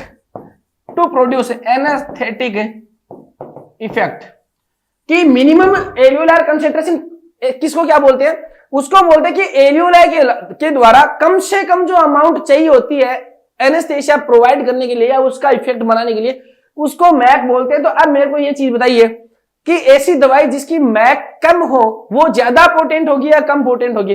जाहिर सी बात है, मैंने बताया था कि 50 ml अगर आपके पास में है और उसकी मैक अगर है, वो उसकी मैक की वैल्यू कम होगी, तो वो ज्यादा पोटेंट होगी या कम होगी? तो वो ज्यादा पोटेंट होगी, क्योंकि वो कम अमाउंट में ज्यादा इफेक्ट बना के दे रही है। अगर आपके पास कम अमाउंट होगा, मैक उसकी कम है, तो उसका मतलब क्या, वो इफेक्ट ज्यादा बना के देगा। मैक कम होने का मतलब ये बच्चों कि एल्वियोलाई को जो है वो कम ही चाहिए, कम अमाउंट के अंदर वो आपको इफेक्ट बना के दे देगी। और इसका रिलेशन जो है वो आपको पोटेंसी से होगा। पोटेंसी से कैसे? अगर आपकी मैक जो है बच्चों, मैक अगर कम होगी, अगर आपकी मिनिमम होगी, इससे क्या होगा बच्चों, आपकी ड्रग जो है वो ज्यादा इफेक्टिव होगी, ज्यादा पोटेंट होगी, यानी कि यहाँ पे आपको अच्छा इफेक्ट बना के देगी कम डोज में। और पोटेंसी क्या होती है? कोई भी ऐसी दवाई जो कम इफेक्ट में कम डोज में ज्यादा इफेक्ट आपको बना के दे, उसको क्या बोलते हैं? पोटेंसी बोलते हैं। तो यहाँ पे मिनिमम जो मैक होगा उसकी पोटेंसी जो होगी बच्चों, क्या होगी? पोटेंसी इंक्रीज होगी, और जिसकी ज्यादा होगी, मैक मैक्सिमम होगी, उसकी जो पोटेंसी होती है वो क्या होती है? कम होती है। तो अब मेरे को आप ये चीज बताइए, आपको क्या चाहिए? आपको ऐसा ही तो एजेंट चाहिए जो कम डोज में ज्यादा अच्छा काम करके दे, तो इसको मैक बोलते हैं। और इस मैक के हिसाब से, पोटेंसी के हिसाब से बच्चों, पोटेंसी हिसाब से इनहेलेशनल एजेंट में यहां से आपका सवाल बन सकता है। और सवाल क्या बन सकता है बच्चों? पोटेंसी के हिसाब से सबसे ज्यादा पोटेंट ड्रग कौन सी होगी बच्चों? पोटेंसी के हिसाब से कौन सी होगी? आपकी होगी हेलोकेन, सबसे ज्यादा पोटेंट ड्रग होती है। हेलोथेन सबसे ज्यादा है। उसके बाद में आइसोफ्लूरेन सबसे ज्यादा होगी। उसके बाद में सिवोफ्लूरेन का नाम आता है बच्चों, सिवोफ्लूरेन का नाम आता है। उसके बाद में आती है आपकी डेसफ्लूरेन। क्या आती है? डेसफ्लूरेन। ये इसका ऑर्डर ऑफ पोटेंसी है, और ऑर्डर ऑफ पोटेंसी का निमोनिक क्या होगा बच्चों? HISD। हिज डी मतलब जो भी डी मतलब क्या समझ सकते हो आप, ड्रीम मान सकते हो आप, उसकी डिजायर मान सकते हो, डी फॉर और भी कुछ हो सकता है। तो हिज डी क्या होगी? उसकी पोटेंसी का एक निमोनिक है, और ये जो है वो उसका ऑर्डर ऑफ पोटेंसी की इनहेलेशनल एनेस्थेटिक एजेंट में जो लिक्विड जो है वोलेटाइल है उनमें सबसे ज्यादा पोटेंट कौन सा होता है? तो इसके अलावा देखिए सबसे ज्यादा, इनके अलावा सबसे ज्यादा जो पोटेंट होगा बच्चों वो कौन सा होता है आपका? मिथॉक्सीफ्लूरेन। मिथॉक्सीफ्लूरेन जो होता है वो ज्यादा पोटेंट होता है, पर वो यूज नहीं आता है बच्चों, मतलब यूज करते नहीं है, क्योंकि वो क्या है बच्चों, वो ज्यादा आपका क्या करता है? मिथॉक्सीफ्लूरेन जो होगा बच्चों, मिथॉक्सीफ्लूरेन जो है उसका यूज नहीं करता, हालांकि मोस्ट पोटेंट में आती है, पर वो उसको यूज बिल्कुल नहीं किया जाता, क्योंकि ये क्या करता है बच्चों, ये इससे ज्यादा मैक्सिमम जो फ्लोराइड आयन जो होते हैं वो ये रिलीज करता है। देखिए ये जो है इनके पीछे जो फ्लोरीन लगा है, इसका मतलब ये कि ये सारे फ्लोराइड आयन जो है वो रिलीज करते हैं, जो हमारी बॉडी के लिए बिल्कुल भी अच्छे नहीं है। और सबसे ज्यादा जो फ्लोराइड आयन जो रिलीज करता है वो आपका मिथॉक्सीफ्लूरेन है, इसलिए यूज नहीं करते। और ये जाके क्या करते हैं, जो फ्लोराइड आयन है ये जाके आपकी किडनी के ऊपर इफेक्ट करते हैं और आपके मूत्र विसर्जन में दिक्कत करते हैं। किसमें? मूत्र विसर्जन में आपके दिक्कत करते हैं। अगर शुद्ध हिंदी की बात करें तो मूत्र विसर्जन को क्या कर देंगे? बाधित कर देंगे, या उसको क्या कर देंगे? आपका पेनफुल कर देंगे। तो ये क्या होगा बच्चों? ये आपकी नेफ्रोटॉक्सिक होती है, नेफ्रोटॉक्सिक। ये आपकी क्या होगी बच्चों? नेफ्रोटॉक्सिक होगी। और इस नेफ्रोटॉक्सिसिटी इतनी ज्यादा होती है, यही इसका कारण है कि इसका यूज किया नहीं जाता है। ये पोटेंसी के हिसाब से था बच्चों, ये पोटेंसी के हिसाब से था। अब क्या होगा? एक ऑर्डर होता है बच्चों फास्टेस्ट एक्टिंग के हिसाब से, कि फास्टेस्ट एक्टिंग वाली ड्रग कौन सी होती है? तो वो बच्चों होती है आपकी सबसे ज्यादा जो होती है वो डेसफ्लूरान जो है, डेसफ्लूरेन जो है वो सबसे ज्यादा फास्टेस्ट होती है। उसके बाद में जो होगा बच्चों सिवोफ्लूरेन होगी, सिवोफ्लूरेन 2 नंबर पे ज्यादा फास्ट होती है। और उसके अलावा होगी बच्चों 3 नंबर पे जो होगी बच्चों आइसोफ्लूरेन, आइसोफ्लूरेन वो होगी। और 4 नंबर पे जो है वो आपकी हेलोथेन होगी। क्या? हेलोथेन। ये आपकी फास्टेस्ट एक्टिंग के हिसाब से ये ऑर्डर है। और वो किसके हिसाब से था बच्चों? वो था आपका किसके हिसाब से? पोटेंसी के हिसाब से। पोटेंसी के हिसाब से क्या था आपका? हेलोथेन था। जल्दी से एक बार लिख देता हूं, हेलोथेन था, आइसोफ्लूरेन था, आइसोफ्लूरेन था।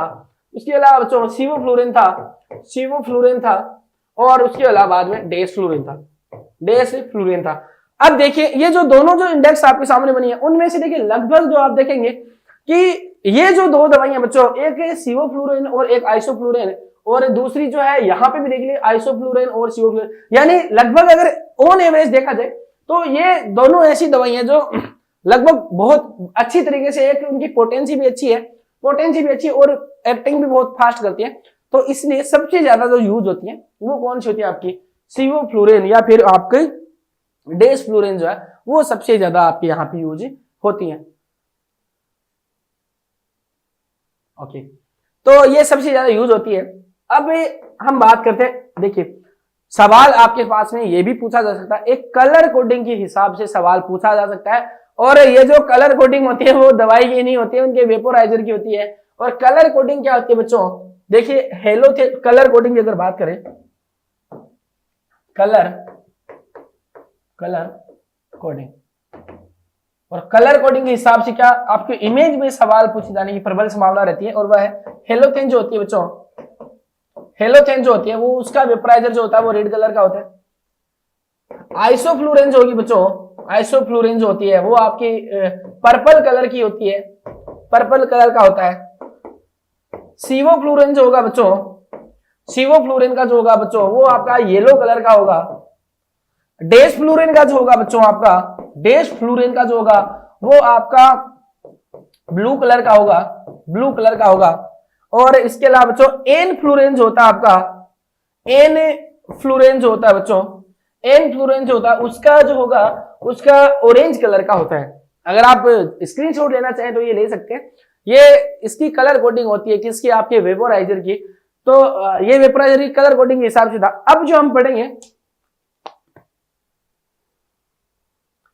अब जो आगे पढ़ेंगे, एक बार आप इसको याद कर लीजिए। मैं भी पानी वानी पी के थोड़ा तैयार होता हूं।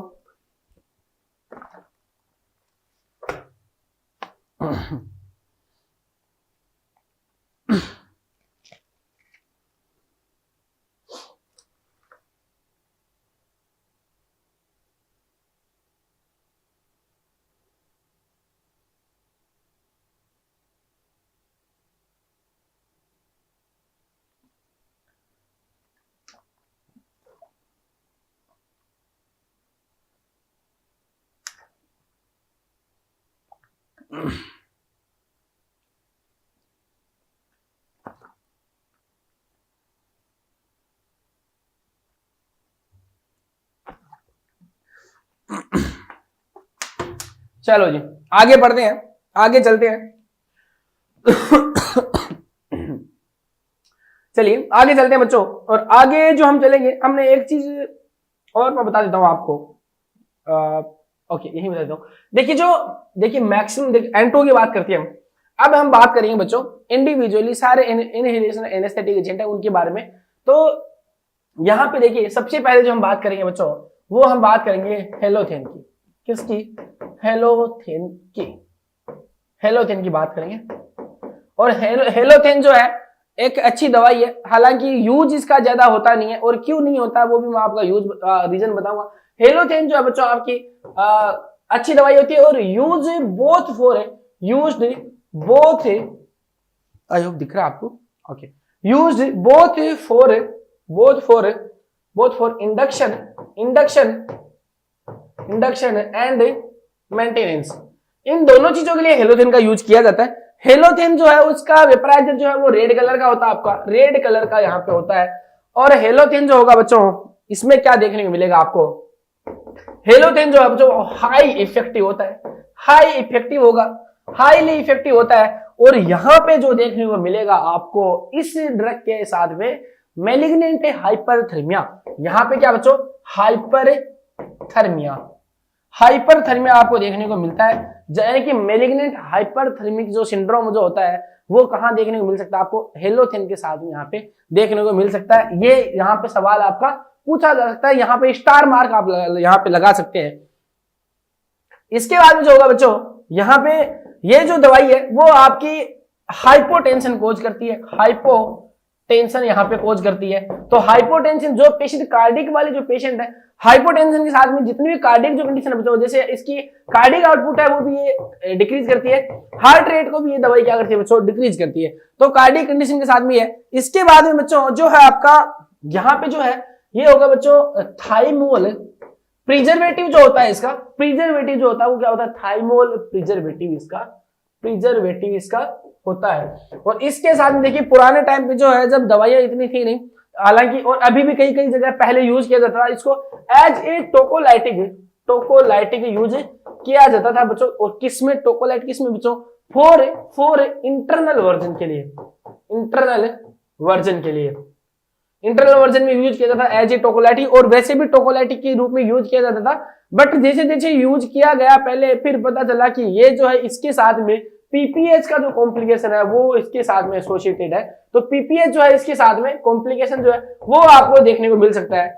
इसलिए इसको आज के जमाने में हेलोथेन इतनी ज्यादा अवेलेबल नहीं है, यूज भी कम की जाती है। इसके बाद में जो होता है बच्चों, ये जो दवाई है बच्चों, ये जो होती है आपकी, ये आपकी एरिथमिया कोज करवा सकती है। ये देख लीजिए यहाँ पे एरिथमिया कोज करवा सकते हैं। इसलिए कार्डिक वाले पेशेंट के साथ में थोड़ी सी इसको, एरिथमिया वाले पेशेंट के साथ में इसको थोड़ा सा कंसर्न करके देना है। और ये जो बच्चों एरिथमिया देखिए ये कॉन्ट्रा इंडिकेटेड होती है किसमें? फियोक्रोमासाइटोमा, यानी कि ऐसी दवाई फियोक्रोमासाइटोमा में क्या होता है आपका जो एड्रेनलिन नोरेड्रेनलिन जो होते हैं इनका लेवल आपका क्या होता है बच्चों? बढ़ जाता है। पेशेंट जो है उसका सिंपैथेटिक एक्शन जो है वो बढ़ा हुआ होता है। और यहाँ पे एरिथमिया कोज करवाने की वजह से ये जो दवाई है फियोक्रोमासाइटोमा में क्या होती है? कॉन्ट्रा इंडिकेटेड होती है। इसके अलावा बच्चों ये जो है बच्चों ये आपकी नॉन एक्सप्लोजिव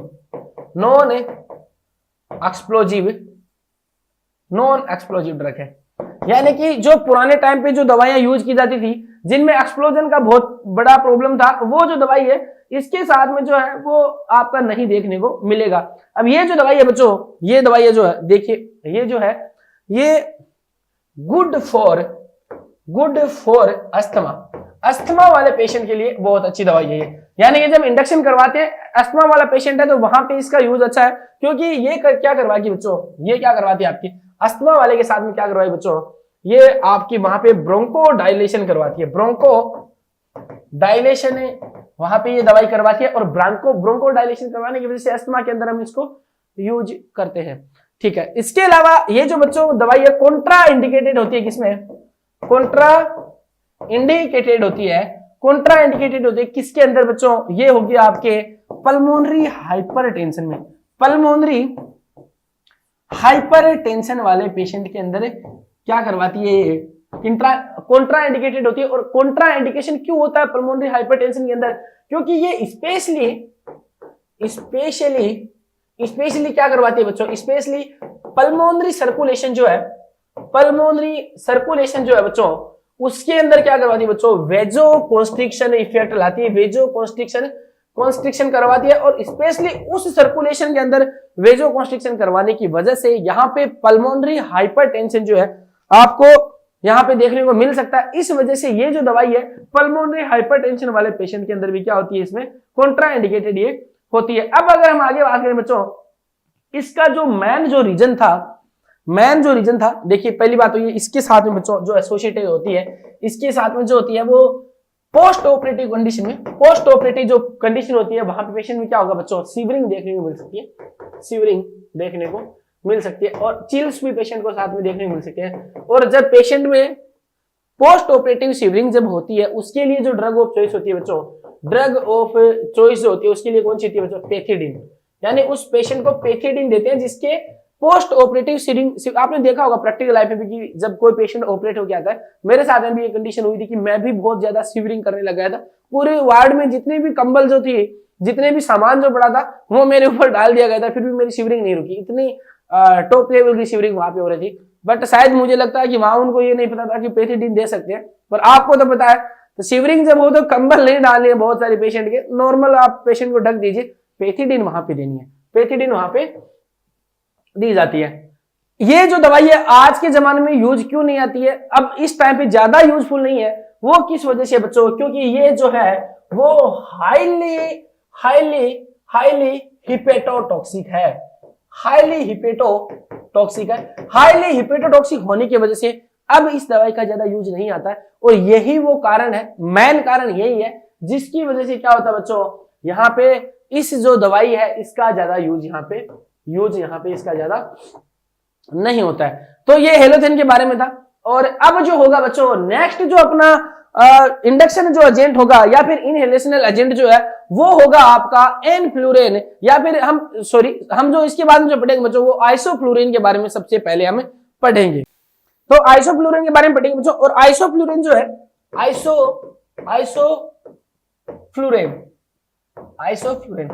आइसोफ्लुरेन के बारे में ये है कि आइसोफ्लुरेन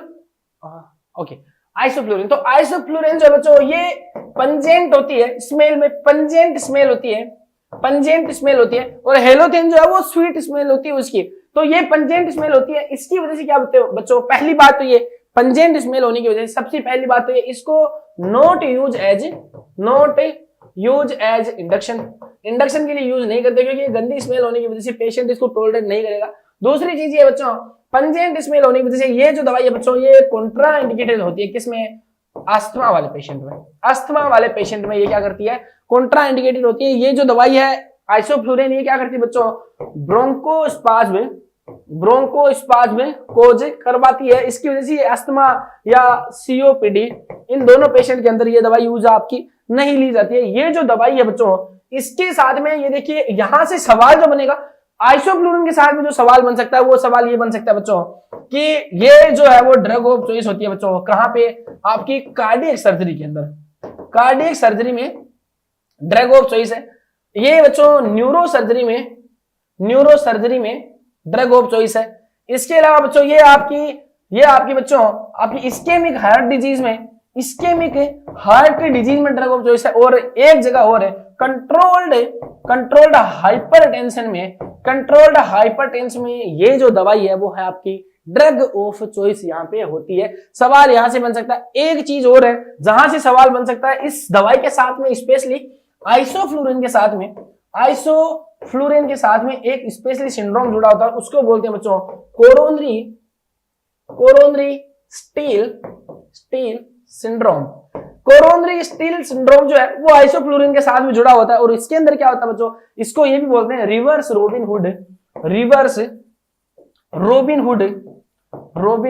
हुड का आपने नाम सुना होगा, फिनोमिना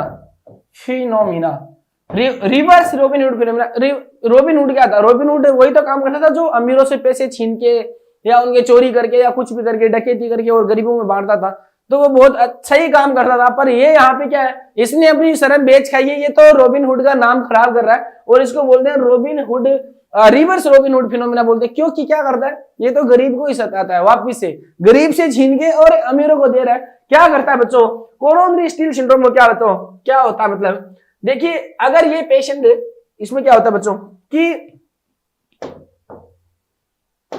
कोरोनरी स्टील सिंड्रोम में क्या होगा बच्चों, कोरोनरी स्टील सिंड्रोम सीएसएस में क्या होगा, यहां पे ये देखने को मिलता है कि कोरोनरी आर्टरी डिजीज के जो पेशेंट होते हैं, सीएडी वाले पेशेंट जो होते हैं कोरोनरी आर्टरी डिजीज में, जिनमें कई पेशेंट में कोरोनरी आर्टरी ब्लॉकेड होती है, उनकी जो छोटी जो ब्रांचें हैं, मान लीजिए कि ये पेशेंट की कोरोनरी आर्टरी की छोटी ब्रांचें हैं और इसमें क्या होगा बच्चों, ब्लॉकेड होता है। मान लीजिए ये क्या है, ब्लॉकेड है। अब यहाँ पे क्या होना चाहिए, नॉर्मली क्या होना चाहिए कि आइडियली अगर बॉडी के हिसाब से देखें, रोबिन हुड के हिसाब से देखें, तो यहाँ पे क्या होना चाहिए कि जब ब्लड फ्लो जब हो, सर्कुलेशन हो, तो ये जो आर्टरी जो है ये डायलेट होनी चाहिए। ये डायलेट होगी तो जो प्लग जहां पे बना ज्यादा ब्लड फ्लो होगा, पर यहाँ पे क्या होगा, आइसोफ्लूरिन के साथ में होता है, क्या होता है बच्चों, ये जो ब्लॉकेट वाली जो है इसकी बजाय ये जो डायलेशन जो देखने को मिलेगा वो इसके अंदर डायलेशन आपको देखने को मिलेगा जो हेल्दी है, जिसमें ब्लॉकेट नहीं है। तो यहाँ पे क्या होगा बच्चों, यहाँ पे ये देखने को मिलेगा, ये आपकी ये ऐसी हो जाएगी और ये ज्यादा डायलेट हो जाएगी। तो जो अमीरों की तरफ जो खून जा रहा था वो खून उन्हीं की तरफ जाता रहेगा और ये तो और ज्यादा गरीब होती जाएगी। इसकी वजह से इसको क्या बोलते हैं, कोरोनरी स्टील सिंड्रोम, यानी खून की चोरी यहाँ पे हो रही है ना, इसके पास में खून जाना चाहिए था, इसका नहीं जा रहा, इसका चोरी करके इसके अंदर जा रहा है, इसलिए इसको बोलते हैं रिवर्स रोबिन हुड फिनोमेना, इसी वजह से बोलते हैं। और कोरोनरी स्टील सिंड्रोम इसको इसी वजह से बोला जाता है। ये जो दवाई है बच्चों, ये इसकी वजह से ये मेंटेनेंस के लिए ही यूज यहाँ पे होती है, क्योंकि ये जो दवाई आपको पता है यहाँ पे ये जो दवाई है बच्चों वो मेंटेनेंस के लिए ही यूज होती है, इंडक्शन के लिए यूज नहीं होती, क्योंकि पंजेंट स्मेल है। इसके बाद में डेसफ्लूरिन की बात करें, डेसफ्लूरिन का जो वेपराइजर होता है वो ब्लू कलर का होता है। और यहाँ पे ये जो डेसफ्लूरिन है इसके साथ में क्या होगा बच्चों, ये यूज एज या फिर ये से बोल सकते हैं गुड एज किसके लिए, डे केयर सर्जरी में, day care surgery as maintenance के लिए बच्चों इसको यूज करते हैं। और इसका कोई विशेष यहाँ पे फायदा है नहीं, डेसफ्लूरिन को ज्यादा यूज, दवाई अच्छी है पर इसके बारे में और ज्यादा विशेष कुछ है नहीं। अब जो आगे जो होगा बच्चों, अब जो आगे होगा ये जो दवाई है, हाँ इसके साथ में एक चीज और है कि ये जो दवाई है इसकी फास्टर है। देखिए अगले बारे में डेसफ्लूरिन के साथ में क्या होगा बच्चों, डेसफ्लूरिन के साथ में क्या होगा, डेसफ्लूरिन के साथ में होगा कि इसकी रिकवरी जो है, रिकवरी और इसका इंडक्शन और रिकवरी क्या होगी बच्चों, दोनों ही क्या होती है, फास्टर होती है। फास्टर यानी जल्दी से डेसफ्लूरिन को दे दिया जाता है, इंडक्शन जल्दी हुआ और रिकवरी भी जल्दी हो जाती है। ये इसके साथ में आगे वाली जो दवाई होती है वो होती है सिवोफ्लूरिन के साथ में दो चीजें जुड़ी हो सकती है बच्चों। एक तो इसका वेपोराइजर येलो कलर का होता है, यहां से अगर छोटा सवाल पूछा जाए तो ये पूछा सकता है। इसके साथ में ये जो होती है बच्चों स्वीट होती है स्मेल में, एज फॉर स्वीट एकदम क्या होती है, स्वीट होती है। और ये स्वीट होने की वजह से क्या होती है, बच्चों की फेवरेट होती है। तो बेस्ट एजेंट फॉर चिल्ड्रन जो अगर सवाल पूछा जाए बेस्ट एजेंट फॉर चिल्ड्रन तो कौन सा होता है बच्चों, सिवोफ्लूरिन होता है। क्या होता है, सिवोफ्लूरिन होता है। और ये जो दवाई होती है बच्चों ये आपकी नेफ्रोटॉक्सिक होती है। क्या, नेफ्रोटॉक्सिक होती है। नेफ्रोटॉक्सिसिटी इसके साथ में आपको देखने को मिल सकती है। अब इसके बारे में एक जो आप जो सवाल पूछा जा सकता है आपको किसके साथ में, मेथॉक्सीफ्लोरेन।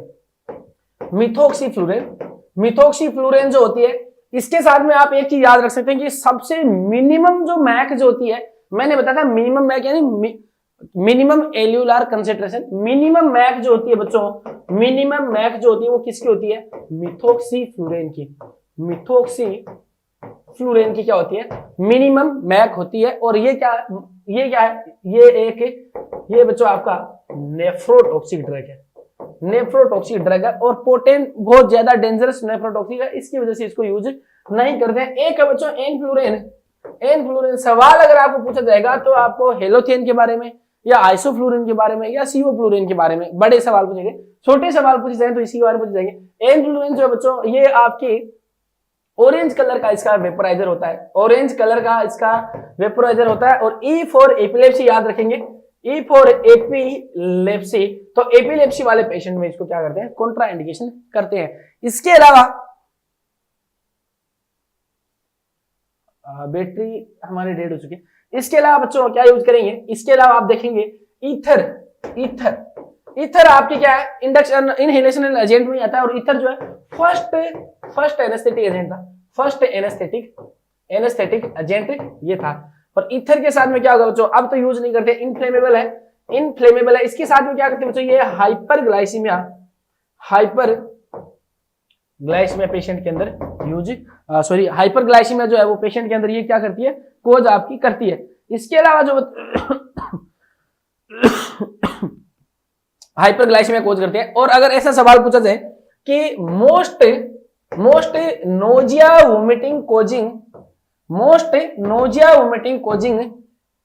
इनहेलेशनल एजेंट, तो इसमें कौन सा आता है बच्चों, ईथर जो है वो सबसे ज्यादा नोजिया वोमिटिंग कोज करता है। हालांकि यूज नहीं आता, पर सवाल अगर पूछा जाए तो एक लिस्ट आपको दे दी जाए तो उसमें सबसे ज्यादा जो नोजिया वोमिटिंग जो कोज करता है वो आपका ईथर करता है। अब जो हमारा लगभग जो हमारा पोर्शन जो इनहेलेशनल एजेंट था उनका लगभग पोर्शन थ्योरी का कंप्लीट हो चुका। अब 3-4 सवाल हम करेंगे, वो इस लेक्चर के एंड में करेंगे। अब हम जो स्टार्ट करेंगे बच्चों वो करेंगे हम intravenous TIV total intravenous anaesthetic agent use करेंगे। उसके साथ में हमारा जनरल एनेस्थेसिया का जो पार्ट है वो क्या हो जाएगा, खत्म हो जाएगा। तो अब हम जो स्टार्ट करेंगे बच्चों वो करेंगे इंट्रावेनस एजेंट। तो IV एजेंट्स की हम बात करेंगे, IV agents of anaesthesia intravenous agent है। इंट्रावेनस ये TIV जो टोटल इंट्रावेनस एनेस्थेटिक एजेंट होते हैं वो भी यही होता है, टीवा। तो गाइस ये जो है अब ना यहां पे देखिए, अब इंट्रावेनस एजेंट में क्या होता है बच्चों, IV एनेस्थेसिया जो होता है मोस्टली यूज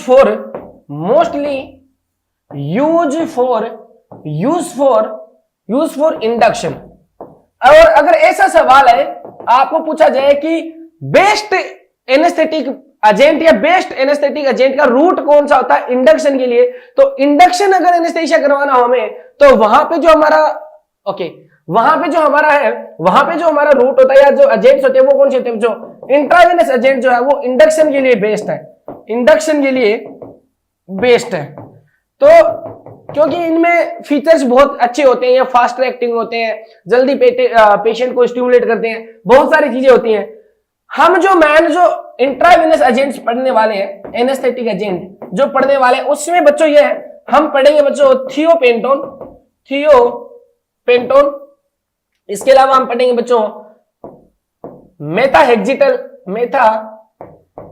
पढ़ेंगे।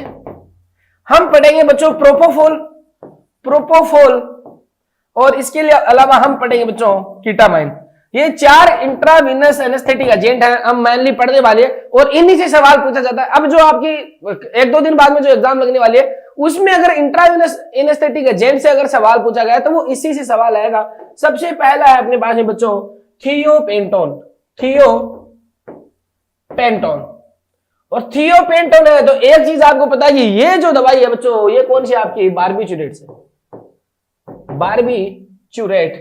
और ये जो दवाई है बच्चों याद रखना, सबसे ज्यादा याद रखना, ये बच्चों क्रॉस करती है ब्लड ब्रेन बैरियर को। ब्लड ब्रेन बैरियर को क्रॉस करती है। और क्यों करती है? क्योंकि ये हाईली लिपिड सोल्यूबल है, लिपिड सोल्यूबल ड्रग है। और लिपिड सोल्यूबल ड्रग होने का मतलब ये है कि मैंने एक चीज बताई थी आपको, जनरल फार्मा के अंदर भी बताई है, टीएमसी नर्सिंग एप्लीकेशन के अंदर भी, और मैंने जो अपना जो ये जो क्लास जो चल रही थी पहले वाली जिसमें क्विक रैपिड रिवीजन किया था, उसमें भी मैंने जी फार्मा के अंदर ये चीज बताई थी कि लिपिड सोल्यूबल जो ड्रग होती है वो मोर इजीली डाइल्यूटेड होती है, वो ज्यादा अच्छे से ब्लड के साथ में दोस्ती उनकी होती है, सेल्स के अंदर अच्छे से पहुंच पाती है, क्योंकि लिपिड सोल्यूबल ड्रग है वो खुद लिपिड सोल्यूबल होती हैं। और बॉडी के अंदर जितनी भी सेल मेम्ब्रेन होती हैं, सेल खुद होती हैं, वो सारी लिपिड सोल्यूबल होती है। और वहां पे लिपिड और लिपिड मिलेगी तो उनके लिए आसानी से वो पेनिट्रेट करना बहुत आसान रहेगा, इसलिए लिपिड सोल्यूबल जो ड्रग है वो इजीली क्रॉस कर जाती है ब्लड ब्रेन बैरियर को, या लिपिड मेम्ब्रेन जो होती है बॉडी की, वहां पे ये लिपिड सोल्यूबल ड्रग है। इस वजह से क्या होगा बच्चों, ये होगी फास्टर एक्टिंग है, फास्टर एक्टिंग है। और रिकवरी भी जो है, दूसरी चीज शॉर्ट एक्टिंग भी है, शॉर्ट एक्टिंग भी है, फास्ट एक्टिंग, शॉर्ट एक्टिंग और फास्टर रिकवरी, फास्टर रिकवरी, ये इसके साथ में फीचर जुड़े हुए हैं। ये जो थियोपेंटोन जो है ये अपना एक्शन कैसे बना के देती है बच्चों, ये करती है गाबा रिसेप्टर को फैसिलिटेट, गाबा रिसेप्टर को फैसिलिटेट करती है, फैसिलिटेट या फैसिलिटेट, या फिर ऐसे आसान भाषा में बात करें तो थियोपेंटोन सोडियम जो है वो आपके गाबा रिसेप्टर के ऊपर एक्शन करता है, और गाबा रिसेप्टर जो है आपका एनेस्थेसिया प्रोवाइड करने में आपके लिए इंपॉर्टेंट रोल करता है, आपको सारी चीजें वो डिप्रेस कर देता है सीएनएस की, तो ऑटोमेटिकली पेशेंट के अंदर क्या आता है बच्चों, एनेस्थेटिक इफेक्ट आ जाता है। हम इस चीज की बात नहीं करेंगे, हमें जो बात करनी है वो हम ये बात करेंगे कि ये जो थियोपेंटोन जो है, थियोपेंटोन जो है ये एक एल्केलाइन ड्रग है बच्चों, क्या है, एल्केलाइन ड्रग है। और ये जो दवाई है इसको रिकॉन्स्टिट्यूट करते हैं। देखिए ये होती है आपकी, ये होती है आपकी ब्राउन येलो कलर का पाउडर इसका आता है, कौन सा, ब्राउन येलो कलर का पाउडर आता है। और ये जो है डाइल्यूट की जाती है किसके अंदर, या तो आपको नॉर्मल सेलाइन के अंदर इसको डाइल्यूट करना है, या फिर आपको डिस्टिल वाटर के अंदर इसको डाइल्यूट करना है। आरएल के साथ में इसको डाइल्यूट करना कॉन्ट्रा इंडिकेटेड है, कॉन्ट्रा इंडिकेशन है इसका, आरएल के साथ में इसको डाइल्यूट आप कर नहीं सकते। और जैसे ही इसका डाइल्यूशन बन के आपके पास में तैयार हो जाता है, आपको 2.5% इसकी अवेलेबिलिटी मिल जाती है, और यही अंदर पेशेंट को दिया जाता है। तो अगर ऐसा सवाल पूछ लिया जाए कि थियोपेंटोन सोडियम है वो कितने परसेंटेज में दिया जाता है, तो 2.5% के अंदर ये दिया जाता है। अब एक चीज मैं बताता हूं बच्चों, मैंने जैसे बताया कि ये जो दवाई है ये क्रॉस करेगी आपके ब्लड ब्रेन बैरियर को, इस वजह से देखिए कई दवाइयां ऐसी होती है जो ब्लड ब्रेन बैरियर को क्रॉस करती है, तो ये उनके लिए नुकसानदायक होता है। और कुछ दवाइयां ऐसी होती हैं जो ब्लड ब्रेन बैरियर को क्रॉस करती हैं, तो वो उनके लिए फायदेमंद होता है। जैसे एट्रोपिन का मैंने बताया था कि ऑर्गेनोफॉस्फोरस वाले पेशेंट जो होते हैं पॉइजनिंग वाले, वहां पे एट्रोपिन बीबीबी को क्रॉस करती है तो अच्छी होती है। वहीं दूसरी चीजों में अगर आपको as a pre anaesthetic medication देना तो वहां पे यूज नहीं करते।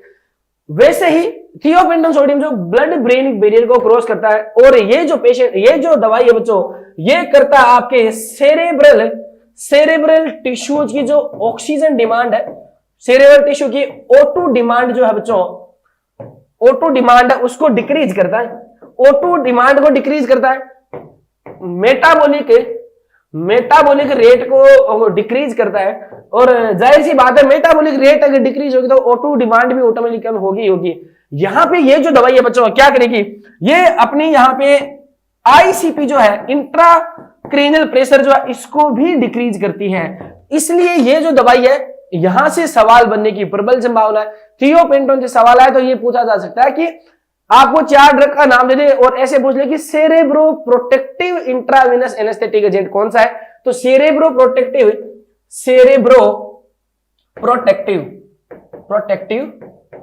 आईवी एनेस्थेटिक एजेंट तो कौन सा आपका थियोपेंटोन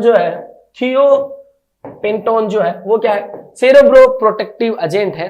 तो यहां पे ये चीज आ जाती है कि न्यूरोसर्जरी में ये आपका बेस्ट रहेगा।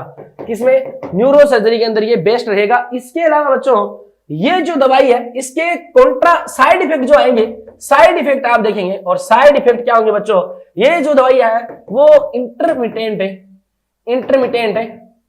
पोरफायरिया कोज करती है, पोरफायरिया कोज करती है। और एक चीज और याद रखना, ये इसका साइड इफेक्ट भी है और कॉन्ट्रा इंडिकेशंस भी है। जहां ये चीज आपको दिखे वहां पे इस पेशेंट को थियोपेंटोन आपको नहीं देना। इसके अलावा बच्चों हाइपोकेलेमिया ये दवाई आपकी कोज करती है, और हाइपोकेलेमिया अगर दवाई कोज करती है तो वहां पे आपको क्या देखने को मिल सकता है, आपको कार्डियक कंडीशन वहां पे खराब होती हुई दिख सकती है पेशेंट की, तो वहां पे भी इसको अवॉइड करने की कोशिश करना आपको, ये हाइपोकेलेमिया कोज कर सकती है। इसके अलावा बच्चों ये करेगा, जो करेगा आपका क्या, हिस्टामिन रिलीज को, हिस्टामिन रिलीज जो है बच्चों उसको बढ़ाता है, और फलस्वरूप क्या होगा, इसकी वजह से आपको क्या देखने को मिलेगा, यहां पे ब्रोंकोकॉन्स्ट्रिक्शन इस दवाई की वजह से देखने को मिल सकता है। इसलिए ये जो दवाई है कॉन्ट्रा इंडिकेटेड होती है अपनी किसमें, अस्थमा वाले पेशेंट में, किसमें, अस्थमा वाले पेशेंट में कॉन्ट्रा इंडिकेटेड होती है। और ये इसका साइड इफेक्ट भी है। एक इसका जो साइड इफेक्ट है बच्चों, इंपॉर्टेंट साइड इफेक्ट जो है वो कौन सा आपका, इसका है बच्चों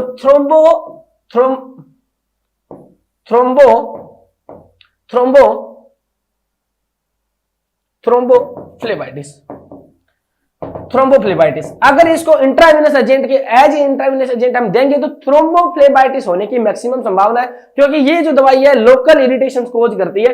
अब देखिए यहां पे देखिए बच्चों, दो चीजें आपको देखने को मिलेंगी कि Contra indication, absolute Contra indication इसके क्या होंगे,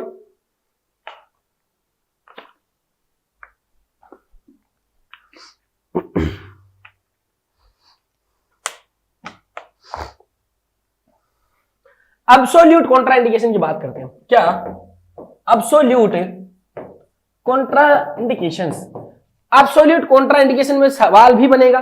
पहला कॉन्ट्रा इंडिकेशन ये बच्चों कि आपको किसी भी कंडीशन में, ये एक एल्कलाइन ड्रग है और एसिडिक मीडियम के साथ में कभी भी नहीं देनी है, तो contra indicated with Ringer lactate, RL solution के साथ में कॉन्ट्रा इंडिकेटेड है, ये आप याद रखना। दूसरी चीज आपको जो याद रखनी है बच्चों, इसके साथ में गलती से भी इसको साथ में क्या करना बच्चों, इंट्रा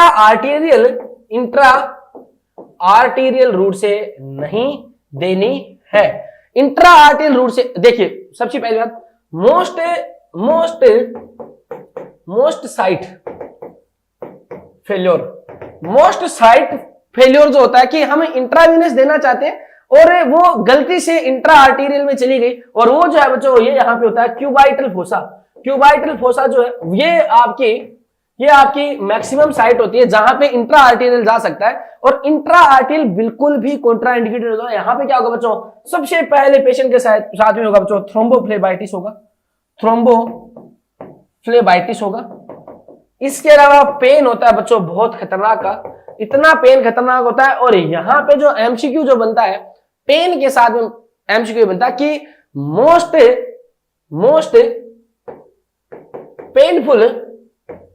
पेनफुल।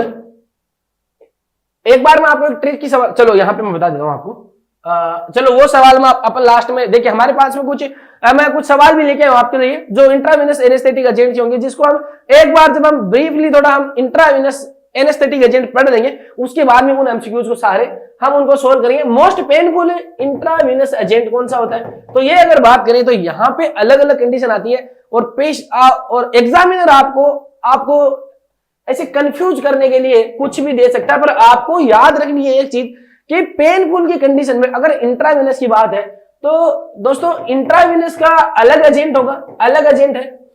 सवाल को आपको बहुत ध्यान से पढ़ना। आपने पढ़ लिया कि थियोपेंटोन जो है वो बहुत तगड़ा पेन करता है जब हम उसको क्या करते हैं, वेसल्स में इंट्रावेनस देते हैं। तो आपको ये याद रखना है, सवाल में आपको देखना कि पेन आखिर कौन से रूट से करता है, इंट्रावेनस से करता है या इंट्रा आर्टीरियल से करता है। तो आपका थियोपेंटोन जो है बच्चों वो क्या होता है आपका इंट्रा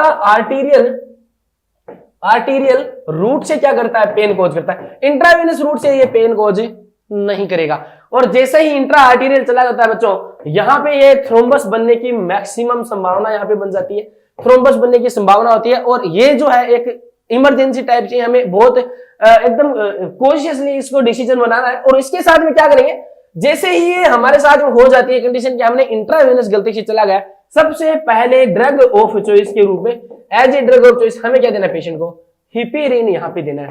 तो ये देख लीजिए, अगर इंट्रा आर्टेरियल रूट में गलती से आपका थियोपेंटोन चला जाता है, वहां पे जो ड्रग ऑफ चॉइस होती है वो हिपेरिन होती है। हिपेरिन का इन्फ्यूजन अपन उस पेशेंट के अंदर चलाते हैं।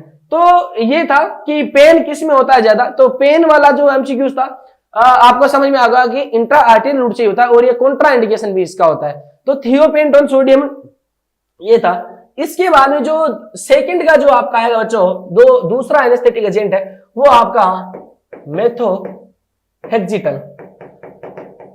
और मेथोहेक्सिटल जो है बच्चों, इसके साथ में ये है कि सबसे पहले एक चीज जो याद रखेंगे, ये more potent then thiopentone. Thiopentone से ज्यादा पोटेंट है, और थियोपेंटोन से ज्यादा पोटेंट है, और कितना पोटेंट है ये बच्चों 3 गुना ज्यादा 3 गुना ज्यादा पोटेंट है। जो मैंने 3% लिख दिया, 3 times more potent then thiopentone.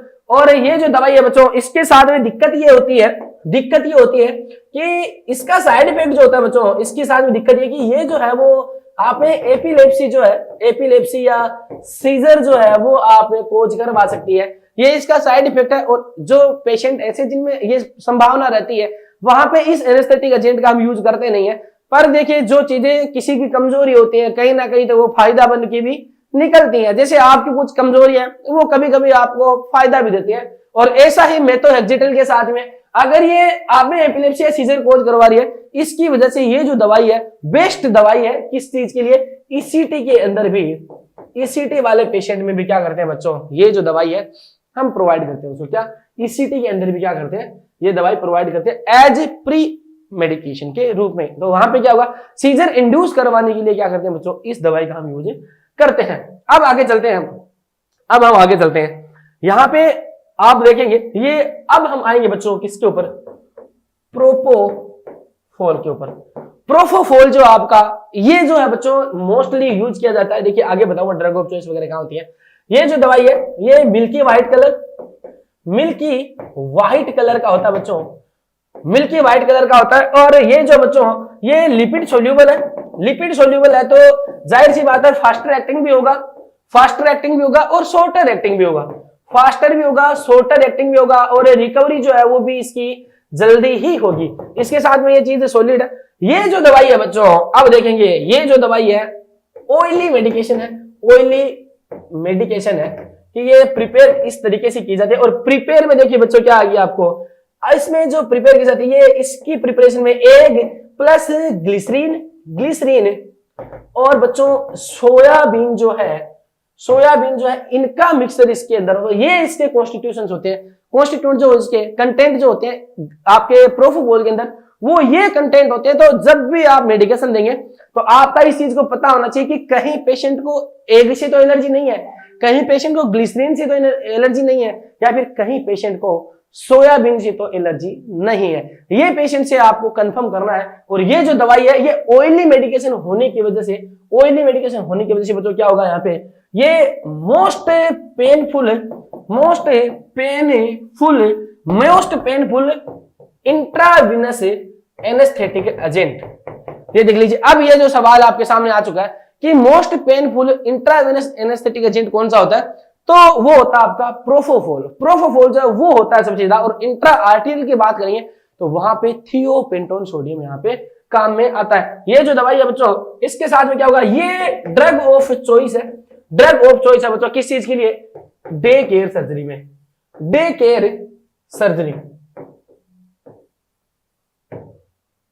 किसमें है बच्चों? डे केयर सर्जरी में ये क्या आपकी ड्रग ऑफ चॉइस है। इसके अलावा और भी बहुत सारी होती है डे केयर सर्जरी के अंदर। और बेस्ट ड्रग कौन सी होती है बच्चों? बेस्ट ड्रग में बच्चों आपकी डेसफ्लूरोन है, वो भी अच्छी होती है। डेसफ्लूरोन को भी एज ए ड्रग अपने डे केयर सर्जरी के लिए यूज कर सकते हैं। इसके अलावा सीवोफ्लूरोन को भी यूज करते हैं। प्रोपोफोल आपका है, मीवा क्यूरियम है। और इसके अलावा प्रोपोफोल मैंने बता दिया। ये और भी कुछ 2-4 एजेंट और है, वो भी इसके लिए। पर डे केयर सर्जरी में ड्रग ऑफ जो चॉइस होती है आपकी, वो होती है आपकी प्रोपोफोल ड्रग ऑफ चॉइस होती है। इस दवाई के साथ में देखिए most common used anaesthetic intravenous anaesthetic agent in ICU, in ICU. तो ये कितनी देर के लिए होता है बच्चों? ये आईसीयू के अंदर मोस्ट कॉमनली यूज होता है कौन सा? प्रोफोफोल। प्रोफोफोल ही आपका आईसीयू सेटिंग्स में सबसे ज्यादा यूज होता है इस चीज के लिए। और अब देखिए इंपॉर्टेंट सवाल यहां से बन सकता है, ये जो दवाई है आपकी कोंटाजियस दवाई है, कोंटाजियस है, और कोंटाजियस क्यों है? कोंटाजियस क्यों है? कोंटाजियस का मतलब हो गया कि ये इन्फेक्टेड हो सकती है अपने आप में बहुत जल्दी। और कोंटाजियस क्यों है? क्योंकि बच्चों ये जो है एग प्रिपरेशन इसमें होता है, एग प्रिपरेशन की वजह से, प्रिपरेशन की वजह से ये क्या होती है? कोंटाजियस होती है। और इसकी वजह से इसकी जो सेल्फ लाइफ जो है वो बहुत कम होती है। सेल्फ लाइफ जो है, सेल्फ लाइफ जो होगी बच्चों इसकी वो होती है 6 आवर की, 6 घंटे की इसकी सेल्फ लाइफ है। यानी कि सेल्फ लाइफ का मतलब ये, एक बार आपने प्रोफोफोल की वायल को अगर आपने ओपन कर लिया, वो चीज अलग है कि ये पैसे की आती होगी, महंगी आती होगी या और चीजें, ये चीज अलग है कि हॉस्पिटल वाले इसको बार बार यूज करते हैं। बट आइडियली ये चीज है इसके लिए कि सेल्फ लाइफ 6 घंटे की होती है। एक बार आपने वायल को ओपन कर लिया, 6 घंटे के अंदर अंदर आपने यूज किया उसको, बहुत बढ़िया, उसके बाद में उसको डिस्कार्ड कर देना है। थ्योरी में अगर सवाल पूछा जाए तो 100% आपको 6 घंटे ही करना है कि 6 घंटे के लिए, एक बार मैं पानी पी लेता हूं, 6 घंटे के लिए इसको यूज करते हैं।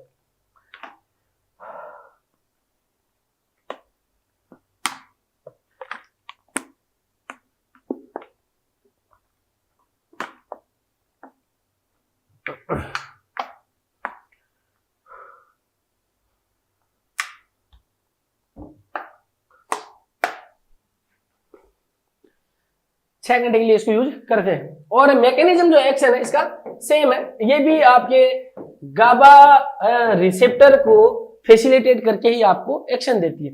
इसके बाद में नेक्स्ट जो अपनी बच्चों अगली जो सॉरी, अब जो नेक्स्ट जो एजेंट अपना वो है आपका कीटामाइन।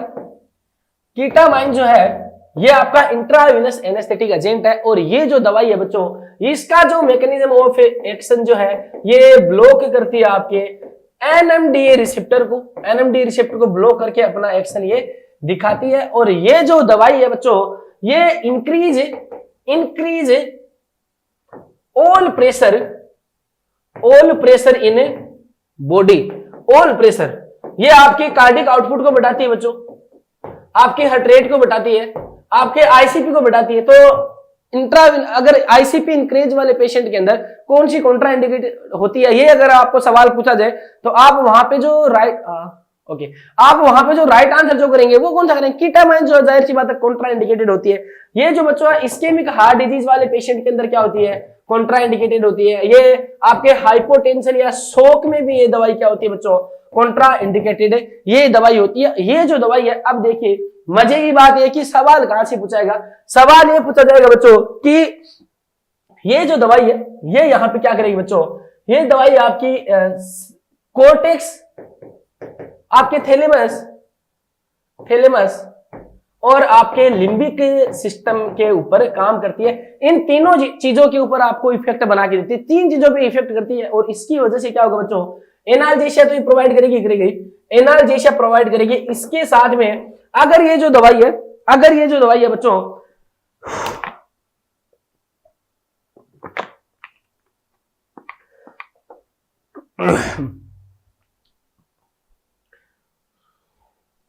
ये जो दवाई है एनाल्जेशिया प्रोवाइड करेगी। इसके साथ में देखिए आपने 2 चीजें, सवाल जो पूछे जाएंगे, सवाल जो आपके पूछे जाएंगे वो सवाल जो एमसीक्यू जो बनेंगे वो यहां से बनेंगे कि ये जो दवाई है कीटामाइन जो है इसके साथ में जो है बच्चों आपको एनेस्थेटिक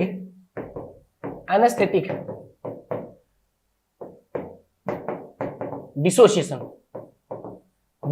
आपको देखने को मिलेगा। एनेस्थेटिक डिसोसिएशन आपको देखने को मिलेगा, या फिर इसको बोलते हैं डिसोसिएटिव एनेस्थीसिया बोलते हैं। डिसोसिएटिव एनेस्थीसिया भी इसको बोला जाता है। तो डिसोसिएटिव एनेस्थीसिया ये जो ड्रग आपकी प्रोड्यूस करती है, इसलिए ये जो दवाई है आपकी, ये एक रीजन ये बनता है कि ये जो दवाई है वो साइकेट्रिक इलनेस के अंदर काम में आती है।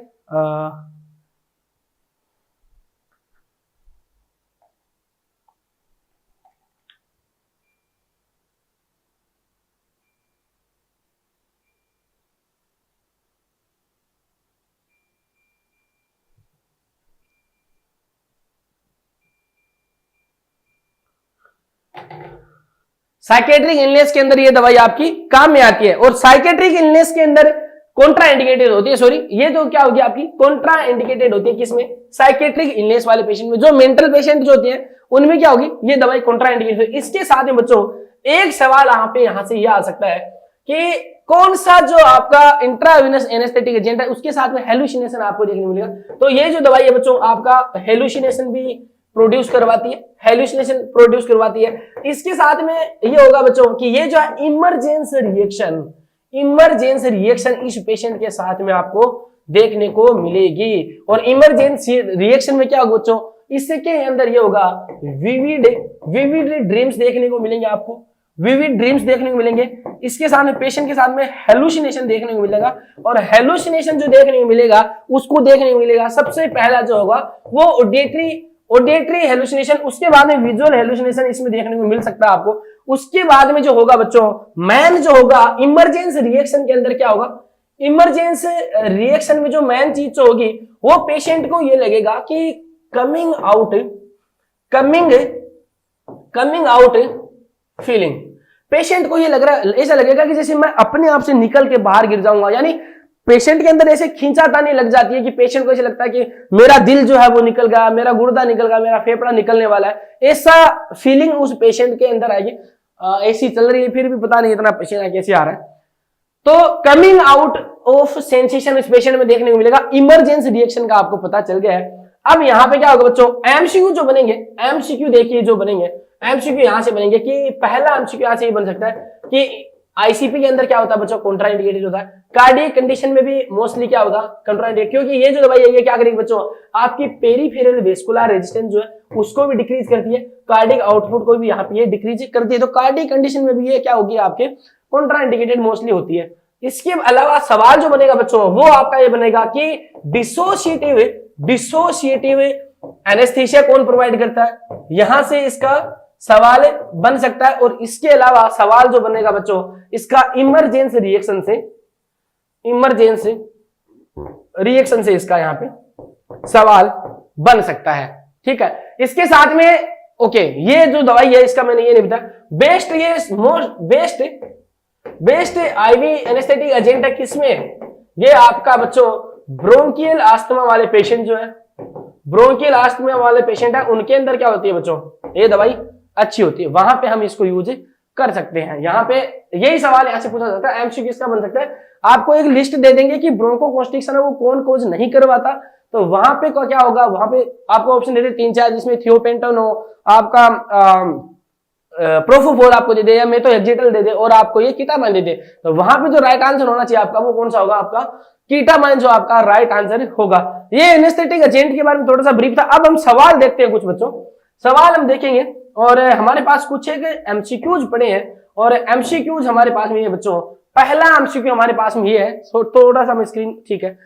The following anaesthetic drug cause pain on intravenous administration, कि इनमें से कौन सा एनेस्थेटिक एजेंट है जो इंट्रावेनस एडमिनिस्ट्रेशन के ऊपर क्या करेगा, आपका पेन कोज करता है। तो सबसे ज्यादा पेन कोज करने वाला कौन सा होता है, वो आपका थियोपेंटोन होता है, पर ये इंट्रा आर्टीरियल होता है। इंट्रा आर्टीरियल चला गया तो वहां पे आपको ज्यादा पेन देखने को मिलेगा, और आप इंट्रावेनस दे रहे हैं तो ज्यादा आपको ये शिकायत नहीं मिलेगी।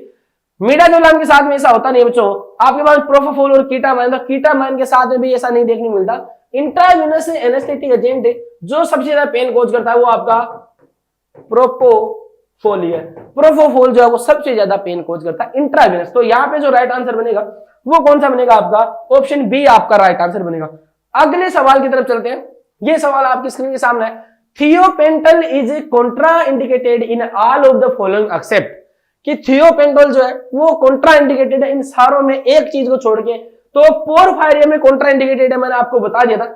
स्टैटिक अस्थमेटिक में है, मैंने बताया था कि हिस्टामिन का रिलीज को क्या करता है, इंक्रीज करता है, और वहां पे आपकी एलर्जी कंडीशन करवाएगा वहां पे, और उसकी वजह से आपको क्या मिलेगा, स्टेटस अस्थमेटिकस आपको देखने को मिल सकता है, या अस्थमा या ब्रोंकोकॉन्स्ट्रिक्शन वहां पे देखने को मिल सकता है। पेरिकार्डियल टेम्पोनेट के अंदर ये कॉन्ट्रा इंडिकेटेड होता है, कार्डियक कंडीशन ये भी कोज करता है। ये जो कॉन्ट्रा इंडिकेशन इसका नहीं होता, कॉन्ट्रा इंडिकेशन जो इसका नहीं होता वो होता बच्चों पेनिट्रेटिंग आई इंजरी। यहाँ पे इसका कोई कॉन्ट्रा इंडिकेशन नहीं है, यहाँ पे इसको यूज कर सकते हैं।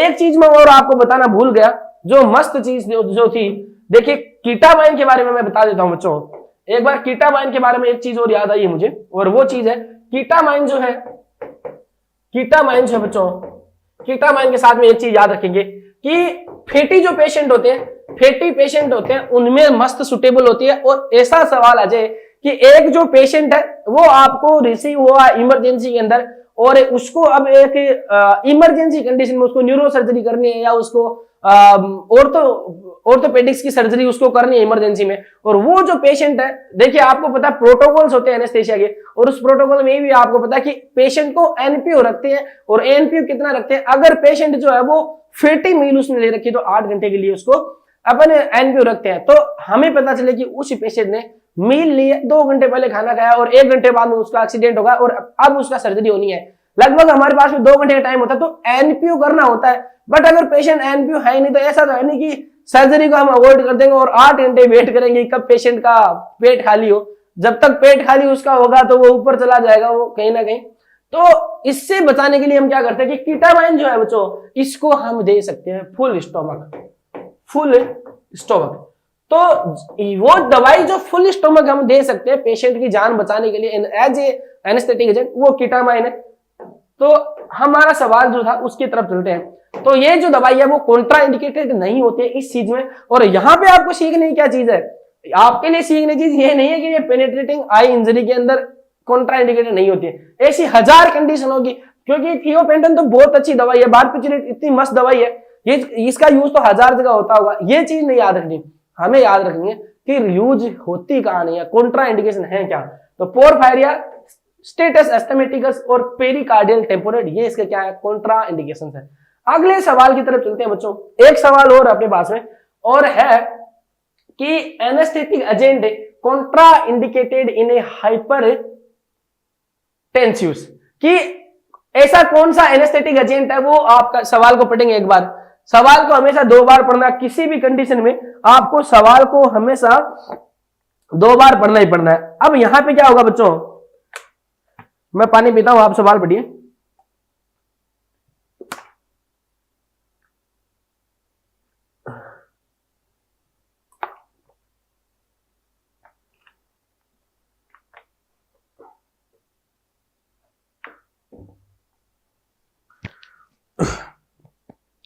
सवाल आपने पढ़ लिया होगा कि एनेस्थेटिक एजेंट जो कॉन्ट्रा इंडिकेटेड हो आपके हाइपरटेंसिवनेस में, तो मुझे ये चीज बता दी, क्या प्रोपोफोल के साथ में ऐसी कंडीशन होती है, क्या कहीं पे वो आपको केटाकोलामाइन के साथ में रिएक्शन आपको बना के देता, आपने देखा है यहाँ पे ऐसा नहीं। थियोपेंट्रल सोडियम के साथ में क्या आपको ये चीज देखने मिलती है, तो हाइपरटेंसिवनेस में वो कॉन्ट्रा इंडिकेटेड नहीं होता। हालांकि थियोपेंट्रल जो आपके हाइपोटेंसिव पेशेंट होते हैं वहां पे थोड़ा सा हमें क्वेश्चंस के साथ में देना चाहिए, पर हाइपरटेंसिव के साथ में ऐसा कुछ है नहीं, डायजिपाम के साथ में ऐसा कुछ भी नहीं है बच्चों। यहाँ पे जो राइट सवाल जो बनेगा वो आपका कीटामाइन बनेगा। कीटामाइन कैसे बनेगा बच्चों, कीटामाइन जो है बच्चों, कीटामाइन जो है वो क्या करता है बच्चों, आपके केटेकोलामाइन के साथ में रिएक्शन करेगा। पहली बात तो कोलामाइन के साथ में रिएक्शन करेगा, और केटाकोलामाइन के रिएक्शन करने के अलावा ये क्या करेगा बच्चों, नॉरएपिनेफ्रिन जो है ये करता है बच्चों, क्या करता है, ओके यहां से ये करता है बच्चों, ब्लॉक करता है क्या चीज, या डिक्रीज करता है, ब्लॉक करता है, डिक्रीज करता है क्या,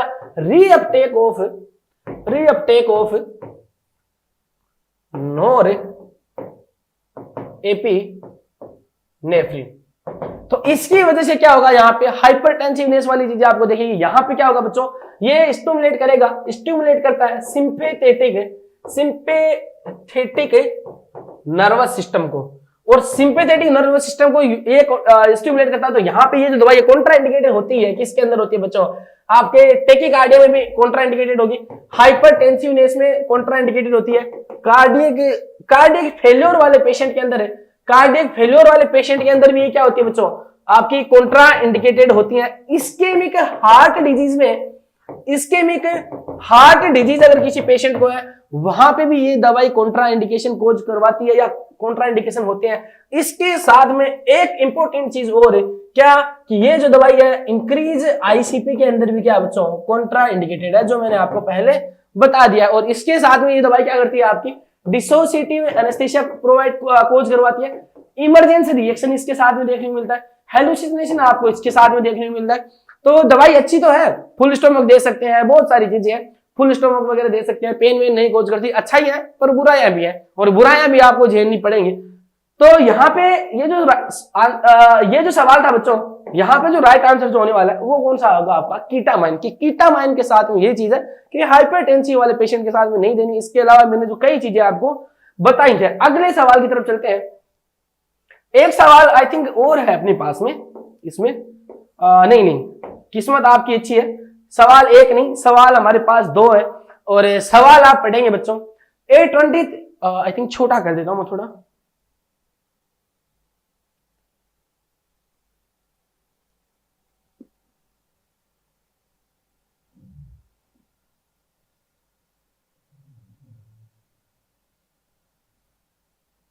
ठीक है।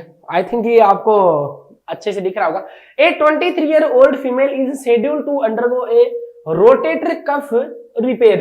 कि 23-year-old फीमेल है और रोटेटर कफ की रिपेयरमेंट के लिए आई है। रोटेटर कफ बच्चों एक ग्रुप ऑफ मसल होता है, ग्रुप ऑफ मसल होता है जो कहां पे क्या करवाता है बच्चों, आपके शोल्डर का जो मूवमेंट है उसके लिए रिस्पॉन्सिबल वो होता है, वो उसमें हेल्प करवाता है। उसकी इंजरी हो गई उसको रिपेयर करवा रहे हैं। Her medical history is significant for severe asthma, severe asthma के लिए सिग्निफिकेंट है। तो अब आपको ये देखना है कि ऐसी दवाई कौन सी है जो आपकी अस्थमा कोज नहीं करवाती और कोज करवाती है। जो मैंने आपको बताया कि अस्थमा के लिए गैस्ट्रोइसोफेजियल रिफ्लेक्स डिजीज उस पेशेंट के साथ में है, both of which are only moderately well controlled, यानी मॉडरेट कंडीशन है और वेल कंट्रोल्ड है।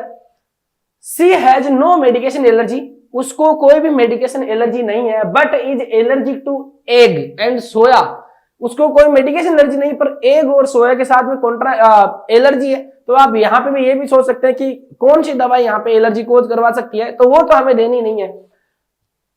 If performing general anesthesia with an endotracheal tube on this patient, which of the following induction agent would be ideal? जाहिर सी बात है 23-year-old female है, rotator cuff का repair करवाने के लिए आई है। उस पेशेंट को क्या है बच्चों, अस्थमा भी है जो वेल कंट्रोल मॉडरेटली है, बट क्या है उसको एग्रीगेट वो हो सकता है। इसके साथ में उस पेशेंट के साथ में मेडिकेशन एलर्जी नहीं है बट उसको एग या सोया से है। तो इस पेशेंट के साथ में सबसे बढ़िया जो दवाई है वो कौन सी रहने वाली है। अब मुझे ये बताइए प्रोफोफोल जो है, प्रोफोफोल जो है क्या ये दवाई उसके लिए बेस्ट हो सकती है? नहीं हो सकती, क्योंकि इसको एग एलर्जी है और इसके तो कंटेंट भी वही होते हैं। एग एलर्जी में क्या होगा, एग उसमें होता है, ग्लिसरीन उसमें होता है, सोयाबीन उसमें होता है। तो ये जो दवाई है ये तो कॉन्ट्रा इंडिकेशन। एक मिनट फोन आ रहा है।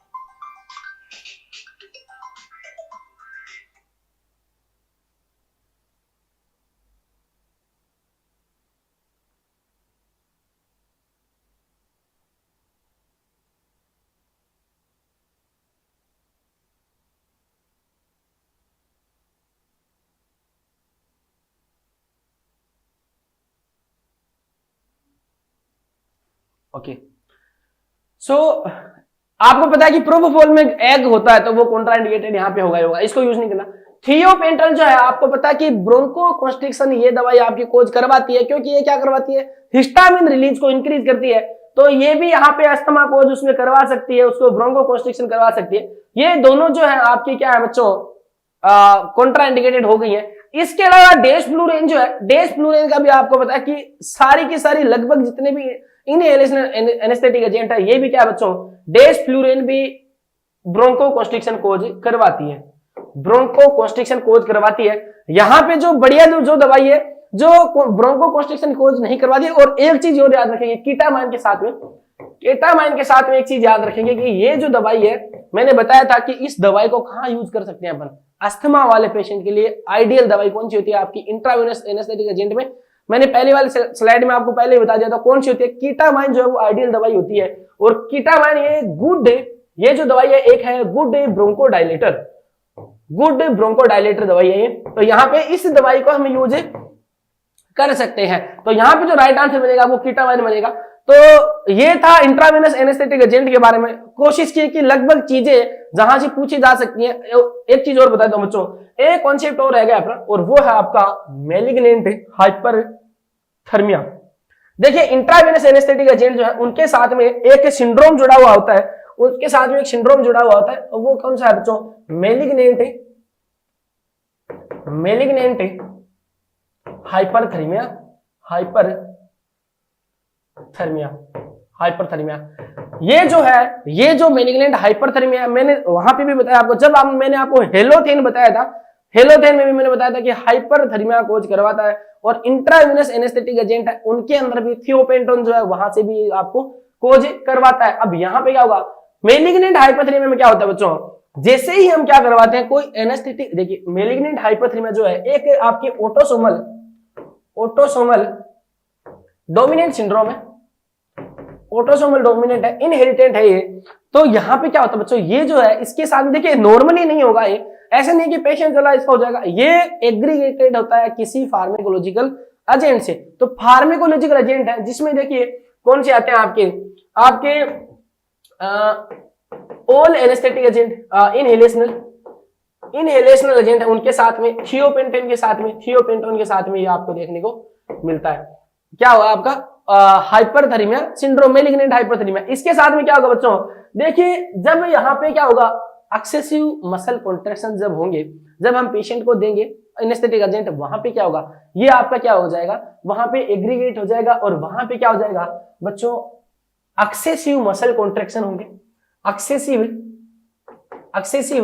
मसल कॉन्ट्रैक्शन होंगे, और एक्सेसिव मसल कॉन्ट्रैक्शन जब होंगे तो वहां पे क्या होगा, पेशेंट के साथ में बच्चों एकदम ज्यादा कॉन्ट्रैक्शन होने की वजह से वहां पे टेम्परेचर में राइज होता है, और टेम्परेचर कितना हो जाएगा बच्चों, मोर देन 105 डिग्री फ़ारेनहाइट।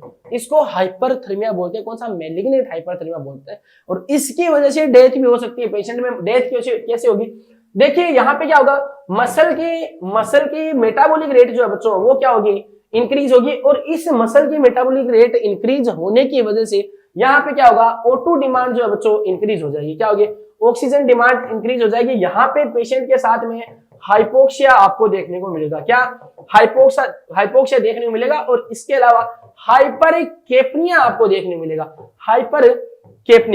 हाइपरकेपनिया यहाँ पे आपको देखने को मिलेगा, और ये हाइपरकेपनिया देखने को मिलेगा तो इसकी वजह से क्या होगा, यहाँ पे एनेस्थेटिक एजेंट देते टाइम पेशेंट क्या होगा बच्चों, एसिडोसिस के अंदर जाएगा, पेशेंट क्या जाएगा, एसिडोसिस के अंदर जाएगा। एक तो हाइपरकेपनिया की वजह से ये चीज होगी, हाइपरकेपनिया का मतलब ये होता है कि बॉडी के अंदर जो CO2 रिटेंशन ज्यादा हो चुका है उसकी वजह से क्या होगा, एसिडोसिस होगा। दूसरी चीज बच्चों, जैसे ही इसमें हाइपोक्सिया होगा, यहाँ पे एक मेजर चीज आपके सामने निकल जाएगी, वहां पे क्या होगी बच्चों, सेल डेथ यहाँ पे आपको देखने को मिलेगी, सेल डेथ आपको देखने मिलेगी। और जब सेल डेथ आपको देखने मिलेगी, इसके साथ में दो चीजें होंगी बच्चों, एक आपका पोटेशियम जो है वो यहाँ पे रिलीज होगा, क्योंकि सेल की तो अल्टीमेटली डेथ हो चुकी है, तो यहाँ पे पोटेशियम उसका रिलीज होगी, ब्लड में आएगा। यहाँ पे हाइपरकेलेमिया आपको देखने को मिलता है, क्या हाइपरकेलेमिया आपको देखने को मिलेगा। और दूसरा क्या होगा बच्चों, यहाँ पे दूसरा आपका मायोग्लोबिन जो प्रोटीन है, मसल प्रोटीन है, वो भी यहाँ पे रिलीज होगी, और इसको क्या बोलते हैं, मायोग्लोबिनूरिया बोलते हैं। और यहाँ पे क्या होगी बच्चों, आपकी किडनी फेल्योर, पेशेंट जो है वो किडनी फेल्योर में जाएगा। ये दो मेन कंडीशन इसके साथ में आ सकते हैं जब ये फार्मेकोलॉजिकल एजेंट के साथ में जब ये आपकी ट्रिगर होगी। और जब ये ट्रिगर होगी तो देखिए most common cause of death कौन सा होगा, hyperkalaemia most common cause of death होगा मैलिग्नेंट हाइपरथर्मिया के अंदर। क्योंकि यहाँ पे क्या होगा, इसकी वजह से जो होगा बच्चों, ये पेशेंट में एरिथमिया कोज करवाएगा, और एरिथमिया की वजह से यहाँ पे first most common cause of death कौन सा होगा, हाइपरकेलेमिया या एरिथमिया होगा। और दूसरा जो कोज होगा, सेकंड जो कोज है बच्चों, कौन सा, किडनी फेलियर होता है। इस चीज से बचाने के लिए मैलिग्नेंट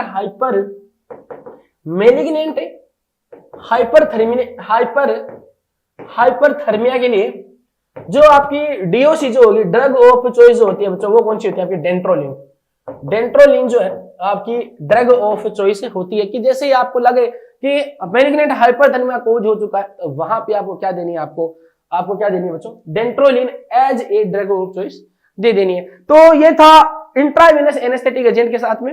ये मैंने कोशिश की कि थोड़ी सी मेहनत मैं करूं, थोड़ी सी मेहनत आप करें, और कुछ इंपॉर्टेंट डाटा जो है मैं आपको डिलीवर कर सकूं। तो ये एनेस्थेशिया के बारे में था। आई होप आपको ठीक ठाक लगा होगा कि कुछ तो मेहनत हमने की है। अगर आपको वीडियो ठीक लगे तो टीएनसी नर्सिंग यूट्यूब चैनल को सब्सक्राइब कर दीजिए, कमेंट में छोड़ दीजिए अपना एक रिव्यू या अपनी क्यूरी, मिलते हैं एक और नई वीडियो के साथ में, तब तक के लिए पढ़ते रहिए जय हिंद जय भारत।